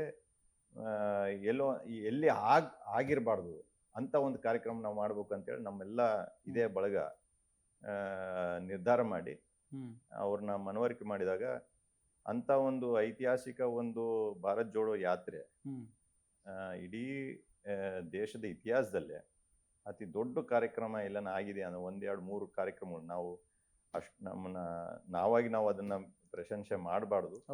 ಇವತ್ತು 3, 4, 5 ಕಾರ್ಯಕ್ರಮಗಳು ಇಡೀ ದೇಶದಲ್ಲಿ ಆಗಿರೋ ಒಂದು ಕಾರ್ಯಕ್ರಮಗಳಲ್ಲಿ ಯಶಸ್ವಿಯಾಗಿ ಮಾಡಿರೋದು ಯಾವ್ದನ್ನ ಒಂದು ಕಾರ್ಯಕ್ರಮ ಇದ್ರೆ ಅದು ರಾಯಚೂರು ಅಂತ ನಾವು ಹೆಮ್ಮೆಲಿಂದ ಹೇಳ್ಬೋದು. ಅದೆಲ್ಲರೂ ಗುರುತಿಸ್ತಾರೆ. ನಮ್ಮ ಈ ಒಂದು ಕಾರ್ಯಕ್ರಮ ಆದ್ಮೇಲೆ ಡೆಲ್ಲಿವರೆಗೆ ನಮ್ಮ ನಾಯಕರು, ACC ನಾಯಕರು, ವೇಣುಗೋಪಾಲ್ ಅವರಾಗಿರ್ಬೋದು, ಮತ್ತೆ ಇಲ್ಲಿ ಮುಖ್ಯಮಂತ್ರಿಗಳಾಗಿರ್ಬೋದು, DCM ಅವರಾಗಿರ್ಬೋದು, ಎಲ್ಲರೂ ಇದ್ರ ಬಗ್ಗೆ ಪ್ರಶಂಸನೆ ವ್ಯಕ್ತಪಡಿಸಿದ್ದಾರೆ. ಸೊ ನಮಗೆ ಅದು ಹೆಮ್ಮೆದ ವಿಷಯ. ಅದು ನಮ್ಮ ನಾಯಕರು ಬರ್ತಾ ಇದ್ದಾರೆ, ನಮ್ಮ ಒಂದು ಜಿಲ್ಲೆಯ ಮುಖಾಂತರ ಹೋಗ್ತಾ ಇದ್ದಾರೆ ಅನ್ನೋದು ಅದು ಒಳ್ಳೆ ಅವಕಾಶ ನಮಗೆ. ಸೊ ಆ ಒಂದು ನಾವು ನಮ್ಮ ಬಳಗ ಏನಿದೆಯೋ ಅದನ್ನು ತೋರಿಸ್ಕೊಟ್ಟಿದೆ. ಇಡೀ ರಾಜ್ಯಕ್ಕೆ ಒಂದು ಮತ್ತೆ ಇಡೀ ದೇಶಕ್ಕೆ ಒಂದು ಮಾದರಿಯಾಗಿ ಮಾಡಿದೆ. Yes sir. ಸರ್, ರಾಜಕಾರಣ ಒಂದ್ ಕಡೆ ಆದ್ರೆ ಈಗ ಸೇವೆ ಅಂತೂ ನಡೀತಾ ಇದೆ. ನೆಕ್ಸ್ಟ್ ಏನು ಸರ್? ನೆಕ್ಸ್ಟ್ ಏನ್ ಮಾಡ್ಬೇಕು ಅನ್ಕೊಂಡಿದ್ರಿ? ಇಲ್ಲಿ ಈ ಜಿಲ್ಲೆ ಮತ್ತೆ ಬಳ್ಳಾರಿ ಜಿಲ್ಲೆ, ಇಲ್ಲಿ ಮೀಸಲಾತಿ ಜಿಲ್ಲೆಗಳು 7 ಅಸೆಂಬ್ಲಿ ಕಾನ್ಸ್ಟಿಟ್ಯೂನ್ಸೀಸ್ ಇದಾವೆ. ಅದರಲ್ಲಿ 5 ಮೀಸಲಾತಿ ಇದಾವೆ. ಒಂದು ಸಂಸದ ಅಂದ್ರೆ ನಮ್ಮ MP ಮೀಸಲಾತಿ, ST ಮೀಸಲಾತಿ. ಹಂಗಾಗಿ ಇಲ್ಲಿ ಒಳ್ಳೆ ನಾಯಕರನ್ನ ಬೆಳೆಸ್ಬೇಕು. 5 ಮೀಸಲಾತಿ ಕ್ಷೇತ್ರಗಳಲ್ಲಿ ಒಳ್ಳೆ ನಾಯಕರು ಬೆಳಿಬೇಕು. ಮತ್ತೆ ಒಬ್ಬ MP ಆಗಿ ಒಬ್ಬ ಒಳ್ಳೆ ನಾಯಕರು ನಮ್ಮ ಧ್ವನಿಯನ್ನ ಇವತ್ತು ಪಾರ್ಲಿಮೆಂಟ್ ಅಲ್ಲಿ ಕೇಳಂಗೆ ಈ ಹಿಂದುಳಿದ ಜಿಲ್ಲೆಯಿಂದ ಒಬ್ರು ಹೋಗಿ ಅಲ್ಲಿ ಮಾತಾಡಿದರೆ ಇಲ್ಲಿ ಈ ಧ್ವನಿಯನ್ನ ಅಲ್ಲಿ ಡೆಲ್ಲಿಯಲ್ಲಿ ಕೇಳಿಸಂಗೆ ಮಾಡಬೇಕು ಅಂತಂದ್ರೆ ಈಗ ಕುಮಾರ್ ನಾಯಕ್ ಅವರು ನಿವೃತ್ತಿ IAS ಆಫೀಸರ್ ಅವರು ಅಡಿಷನಲ್ ಚೀಫ್ ಸೆಕ್ರೆಟರಿ ಕೆಲಸ ಮಾಡಿದ್ರು, ಸೆಕ್ರೆಟರಿ ಕೆಲಸ ಮಾಡಿದ್ರು, DC ಕೆಲಸ ಮಾಡಿದ್ರು. ಇವತ್ತು ನಮ್ಗೆ ಒಂದು ಹೆಮ್ಮೆದ ವಿಷಯ. ಇವತ್ತು ಒಂದು IAS ಆಫೀಸರ್ನ ಈ ಒಂದು ಜಿಲ್ಲೆ, ಹಿಂದುಳಿದ ಜಿಲ್ಲೆಯಿಂದ ಈ ಜನರು ಆಶೀರ್ವಾದ ಮಾಡಿ ಕಳಿಸಿದ್ದಾರೆ ಅಂತಂದ್ರೆ ನಮ್ಮ ಧ್ವನಿ ಇವತ್ತು ಡೆಲ್ಲಿಯಲ್ಲಿ ಕೇಳ್ತಾ ಇದೆ ಅಂತಂದ್ರೆ ಅದು ಮೇನ್ ಮುಖ್ಯ ಕಾರಣ ಯಾರನ್ನಿದ್ರೆ ಅದು ಕುಮಾರ್ ನಾಯಕ್ ಅವರು. ಇವತ್ತು ಅತ್ಯಂತ ಸಕ್ರಿಯವಾಗಿ ಈ ಒಂದು ಜಿಲ್ಲೆಗಳ ಸಮಸ್ಯೆ ನಮ್ಮ ರಾಯಚೂರು ಮತ್ತು ಯಾದಗಿರಿ ಒಳಗೊಂಡು ಇವತ್ತು ಈ ಒಂದು ಇಲ್ಲಿ ಈ ಸಮಸ್ಯೆಗಳೇನಿದಾವೆ ಅತಿ ಕ್ರಿಯಾಶೀಲವಾಗಿ ಇವತ್ತು ಪಾರ್ಲಿಮೆಂಟ್ ಅಲ್ಲಿ ನಮ್ಮ ಧ್ವನಿ ಕೇಳಿಸ್ತಾ ಇದೆ ಅಂತ ಅದಕ್ಕೆ ಆ ಶ್ರೇಯನ್ನ ನಾವು ಕುಮಾರ್ ನಾಯಕ್ ಅವ್ರು ಕೊಡ್ಬೇಕಾಗ್ತದೆ. ಅದೇ ರೀತಿ ಇವತ್ತು ಈ ಒಂದು ಬೇರೆ ಬೇರೆ ತಾಲೂಕು ಅಸೆಂಬ್ಲಿ ಕಾನ್ಸ್ಟಿಟ್ಯೂನ್ಸಿಯಲ್ಲಿ ಒಳ್ಳೆ ನಾಯಕರು ಬೆಳಿಬೇಕು, ಒಳ್ಳೆ ನಾಯಕತ್ವವನ್ನು ಬೆಳೆಸ್ಬೇಕು, ಜನಪರವಾದಂತ ಕೆಲಸಗಳಾಗಬೇಕು. ಈ ಹಿಂದುಳಿದ ಜಿಲ್ಲೆ ಮುಂದುವರಿಬೇಕು, ಒಳ್ಳೆ ಸ್ಥಾನಕ್ಕೆ ಬರಬೇಕು. ನಮ್ದೊಂದು ಆಶೆ ಇವತ್ತು, ಅದೊಂದು ಗುರಿ ಇಟ್ಟುಕೊಂಡು ನಿಜಕ್ಕೂ ಅದು ಒಂದು ಗುರಿ ಇತ್ತು. 30ನೇ ಸ್ಥಾನದಾಗಿದ್ದೀವಿ. ಮುಂದಿನ ಒಂದು 5 ವರ್ಷದಲ್ಲಿ 5ನೇ ಸ್ಥಾನಕ್ಕೆ 10ನೇ ಜಿಲ್ಲೆಗಳ ಒಳಗೆ ಬರಬೇಕಿದು. ಇನ್ನ ಒಂದು 5 ವರ್ಷ ಮುಂದೆ ಇದನ್ನ ಟಾಪ್ 5 ಡಿಸ್ಟ್ರಿಕ್ಟ್ಸ್ ಅಲ್ಲಿ, ಟಾಪ್ 5 ಸಿಟೀಸ್ ಅಲ್ಲಿ ಇಡೀ ರಾಜ್ಯದಲ್ಲಿ ಬರಬೇಕು ಅನ್ನೋದು ನಮ್ಮ ಒಂದು ಕನಸು. ಅದು ಈಡೇರೋವರೆಗೆ ಈ ನಾಯಕತ್ವವನ್ನು ಹಂಗೆ ಬೆಳೆಸ್ತೀವಿ. ಅದೇ ರೀತಿ ಈ ಒಂದು ಡೆವಲಪ್ಮೆಂಟ್, ಯಾಕಂದ್ರೆ ಇದು ಒಂದು ಟೀಮ್ ಆಗಿ ಕೆಲಸ ಮಾಡಿದಾಗ ಮಾತ್ರ ಇವತ್ತು ಇಡೀ ಜಿಲ್ಲೆ ಮುಂದುವರಿಬಹುದು. ಹಾಗಾಗಿ ಆ ಒಂದು ನಾಯಕತ್ವ ಬೆಳೆಸ್ಬೇಕು ಅನ್ನೋದು ನಮ್ಮ ಒಂದು ಗುರಿ. ಅದು ಎಸ್ ಸರ್. ಸರ್, ಕೊನೆಯದಾಗಿ ನಮ್ಮ ಜನನಾಯಕ ಕಾರ್ಯಕ್ರಮದ ಮುಖೇನ ಇಡೀ ರಾಯಚೂರು ಜಿಲ್ಲೆಯ ಜನತೆಗೆ ಏನ್ ಹೇಳಕ್ ಬಯಸ್ತೀರಿ? ನಾನು ಮುಖ್ಯವಾಗಿ ಏನಂತಂದ್ರೆ, ನಾವು ಬೆಂಗಳೂರಲ್ಲಿ ಕೇಳ್ಪಟ್ಟಿದ್ದೇನಂತಂದ್ರೆ ಬಿಸಿಲು ನಾಡು ಹೌದು. ರಾಯಚೂರು ಅಂತಂದ್ರೆ ರಾಯಚೂರು. ಹಾ. ಏನು ಅಂತಂದ್ರೆ ಬಿಸಿಲುನಾಡು ರಾಯಚೂರು ಅಂತಾರೆ. ಕರೆಕ್ಟ್. ಇಲ್ಲ, ಇವಾಗ್ಲಿಂದ ಹ್ಮ್. ಮೋಸ್ಟ್ ಡೆವಲಪ್ಡ್ ಜಿಲ್ಲೆ ಯಾವುದನ್ನ ಇದ್ರೆ ಇಡೀ ರಾಜ್ಯದಲ್ಲಿ ಅದು ಆ, ರಾಯಚೂರು ಅಂತ ಕರಿಬೇಕಾಗ್ತದೆ. ಆ ಒಂದು ಸಮಯ ಮತ್ತೆ ಸಂದರ್ಭ ಖಂಡಿತವಾಗಿ ಬರ್ತದೆ ಅಂತ ನಮ್ಮ ನಂಬಿಕೆ. ಹ್ಮ್. ಮುಂದಿನ ದಿನಮಾನಗಳಲ್ಲಿ ಹ್ಮ್. ಇಡೀ ಒಂದು ರಾಜ್ಯಕ್ಕೆ ಹ್ಮ್. ಒಂದು ಇದಕ್ಕೆ ಯಾಕೆ ಮುಖ್ಯವಾಗಿ ನಾವು ಏನು ಮಾಡ್ತಾ ಇದೀವಿ ಅಂತಂದ್ರೆ ಹ್ಮ್. ಒಳ್ಳೆ ಅಡ್ಮಿನಿಸ್ಟ್ರೇಟರ್ಸ್ ತಗೊಂಡ್ಬಂದ್ವಿ. ಓಕೆ. ನಮ್ಮ ತಂದೆಯವ್ರದೊಂದು ನಂಬಿಕೆ ಇದು. ಹ್ಮ್. 90% ಯಾವಾಗಲೂ ಆಫೀಸರ್ಸೇ ಕೆಲಸ ಮಾಡಬೇಕು. ಹ್ಮ್. ಹ್ಮ್. ಆಫೀಸರ್ಸ್ ಮುಖಾಂತರನೇ ಕೆಲಸ ಆಗ್ತದೆ. ಹ್ಮ್. 10% ಮಾತ್ರ ರಾಜಕಾರಣಿಗಳ ಕೆಲಸ. ಹ್ಮ್. ನೀವು ಒಳ್ಳೆ ಅಧಿಕಾರಿಗಳನ್ನ ತಂದ್ರೆ, ಒಳ್ಳೆ ನೀವು DC ಮತ್ತೆ SP ಮತ್ತೆ ಹ್ಮ್. ಆಡಳಿತ ವ್ಯವಸ್ಥೆನ ನೀವು ಇಂಪ್ರೂವ್ ಮಾಡಿದ್ರೆ ಹೌದು, ಏನು ಜಿಲ್ಲಾ ತಾನಾಗಿ ತಾನೇ ನೀವು ಡೆವಲಪ್ ಆಗ್ತದೆ. ನಿಜ. ಅದರಲ್ಲಿ ರಾಜಕೀಯನ ನೀವು ತರದೆ ಹ್ಮ್. ಅವರಿಗೆ ಕಂಪ್ಲೀಟ್ ಆಗಿ ನೀವು ಸಪೋರ್ಟ್ ಆಗಿ ನಿಂತ್ರೆ, ಹ್ಮ್. ಒಳ್ಳೆ ಅಧಿಕಾರಿಗಳು ತಂದು ಹ್ಮ್. ಆ ಜಿಲ್ಲೆ ಅಭಿವೃದ್ಧಿ ಆಗೋದು ಖಚಿತ ಅಂತ ನನಗೆ ಅನಿಸ್ತದೆ. ಅದು ನಮ್ಮ ತಂದೆಯವರ ಒಂದು ಭಾವನೆ ಮೊದಲಿನ. ಎಸ್. ಇವತ್ತು ಇಡೀ ರಾಜ್ಯದಲ್ಲಿ ಹ್ಮ್. ಅತ್ಯಂತ ಒಳ್ಳೆ ಕ್ರಿಯಾಶೀಲ ಅಡ್ಮಿನಿಸ್ಟ್ರೇಷನ್ ಎಲ್ಲ ಇದೆ ಅಂತ ಅದು ರಾಯಚೂರು ಅಂತ ನಾನು MLA ಇಂದ ಹೇಳ್ಬೋದು. Okay. ಅದಕ್ಕಾಗಿ ನನಗೆ ಖಂಡಿತವಾಗಿ ಈ ಒಂದು 5 ವರ್ಷದಲ್ಲಿ ಹ್ಮ್. ಈ ಒಂದು ಜಿಲ್ಲೆಯ ಅಭಿವೃದ್ಧಿ ಆಗೇ ಆಗ್ತದೆ ಅಂತ ನನಗೆ ಒಂದು ನಂಬಿಕೆ. ನೀವು ಹೋರಾಟಗಳನ್ನ ಮಾಡ್ತಾ ಇದ್ರಿ, ಅಭಿವೃದ್ಧಿ ಮಾಡ್ತಾ ಇದ್ರಿ. OBC ಹೋರಾಟ ಅಂತ ಬಂದಾಗೆ ರಾಜಕೀಯವಾಗಿ ಮಾಡ್ತಾ ಇದ್ದಾರ್ರಿ. ಮುಂದಿನ ದಿನಗಳಲ್ಲಿ ರಾಜಕೀಯ ಲಾಭ ಪಡ್ಕೊಳ್ಳೋದಕ್ಕೆ ಮಾಡ್ತಾ ಇದ್ದಾರ್ರಿ ಅನ್ನೋ ಒಂದು ಆರೋಪ ಇದೆ. ಕೆಲವರು ವಿಮರ್ಶೆ ಮಾಡ್ತಾ ಇದ್ದಾರೆ, ಟೀಕೆ ಮಾಡ್ತಾ ಇದ್ದಾರೆ. ಏನ್ ಹೇಳ್ತೀರಿ ಅದಕ್ಕೆ? ನಿಜ ಅದು ಹೇಳೋದು. ಜನ ಯಾವತ್ತೂ ಯಾವುದೋ ಒಂದು ವಿಷಯ ಯಾರನ್ನು ತಂದಾಗ ಏನಪ್ಪ ಇವಂದು ಯಾಕೆ ಈ ಒಂದು ಸಬ್ಜೆಕ್ಟ್ ಬಗ್ಗೆ ಯಾಕೆ ಅಷ್ಟು ಆಸಕ್ತಿ ಅಂತ ಕೇಳ್ತಾರೆ. ಕರೆಕ್ಟ್. ಅದು ಮುಂದಿನ ದಿನಮಾನಗಳ ಅದನ್ನ ನಾವು ತೋರ್ಸ್ಕೊಡ್ಬೇಕಾಗ್ತದೆ ನಮ್ಮ ಹೋರಾಟ ಮುಖಾಂತರ. ನಮ್ದು ಏನು ಉದ್ದೇಶ ಏನಂತಂದ್ರೆ ಜನರಿಗೆ ಅವಾಗೇ ಗೊತ್ತಾಗುತ್ತೆ. ಇವತ್ತು ನಾವು ಏನೋ ಡೆವಲಪ್ಮೆಂಟ್ ಮಾಡ್ತಾ ಇದೀವಿ, ಏನು ಕಣ್ಣಕ್ಕೆ ಕಾಣದೆ ಹೋದಾಗ ಏರ್ಪೋರ್ಟ್ ಇಲ್ಲ, ಇನ್ನ ಏರ್ಪೋರ್ಟ್ ಬಂದ್ಮೇಲೆ ಗೊತ್ತಾಗೋದು ಹೌದು ನಾವು ಡೆವಲಪ್ಮೆಂಟ್ ಮಾಡ್ತಾ ಇದೀವಿ ಅಂತ ಹೇಳಿ. ಇದೂ ಅಷ್ಟೇ. ಏನು OBCಗಳ ಹೋರಾಟ ಏನಿದೆಯೋ ಎಲ್ಲಿವರೆಗೆ ನಾವು ಆ ಗುರಿಯನ್ನು ಮುಟ್ಟೋದಿಲ್ವೋ ಅಲ್ಲಿವರೆಗೆ ಜನರು ಒಂದು ಟೀಕೆ ಟಿಪ್ಪಣಿಗಳಿಗೆ ನಾವು ತಯಾರಿರ್ಬೇಕು. ಜನ ಹೇಳಿದಾಗ ನಾವು ಸ್ವೀಕಾರ ಮಾಡ್ಬೇಕು. ಬಟ್ ನಮ್ ಗುರಿ ತಟ್ಟಿದ ಮೇಲೆ ಗೊತ್ತಾಗತ್ತೆ ಜನರಿಗೆ ನಾವು ಏನು ಉದ್ದೇಶ ಇಟ್ಕೊಂಡು ನಾವು ಮಾಡ್ತಾ ಇದೀವಿ. ಇವತ್ತು ಜಿಲ್ಲೆಯಲ್ಲಿ ನಾವು ಮಾಡ್ತಾ ಇದೀವಿ ಅಂತಂದ್ರೆ ಒಕ್ಕೂಟ ಅದು 7-8 ವರ್ಷದಿಂದ ಮಾಡ್ತಾ ಇದೀವಿ. ಅದನ್ನ ಯಾವುದೇ ನಾವು ರಾಜಕೀಯವಾಗಿ ನಾವು ನಾವು ಉಪಯೋಗ ತಗೊಂಡಿಲ್ಲ, ಯಾವುದು ಸ್ಥಾನಮಾನ ಪಡ್ಕೊಂಡಿಲ್ಲ. ಆದ್ರೇನು ಅದನ್ನ ನಿರಂತರವಾಗಿ ಮಾಡ್ತಾ ಇದ್ದಾರೆ. ಯಾರ್ಯಾರು ಇವತ್ತು ಸಕ್ರಿಯವಾಗಿ ಮಾಡ್ತಾ ಇದ್ದಾರೆ ಇಡೀ ಜಿಲ್ಲೆದಲ್ಲಿ ತಿರುಗಾಡಿ, ಅದು ಮುಂದಿನ ದಿನಮಾನಗಳು ಗೊತ್ತಾಗುತ್ತೆ ನಾವು ರಾಜಕೀಯವಾಗಿ ಮಾಡ್ತಾ ಇದೀವ.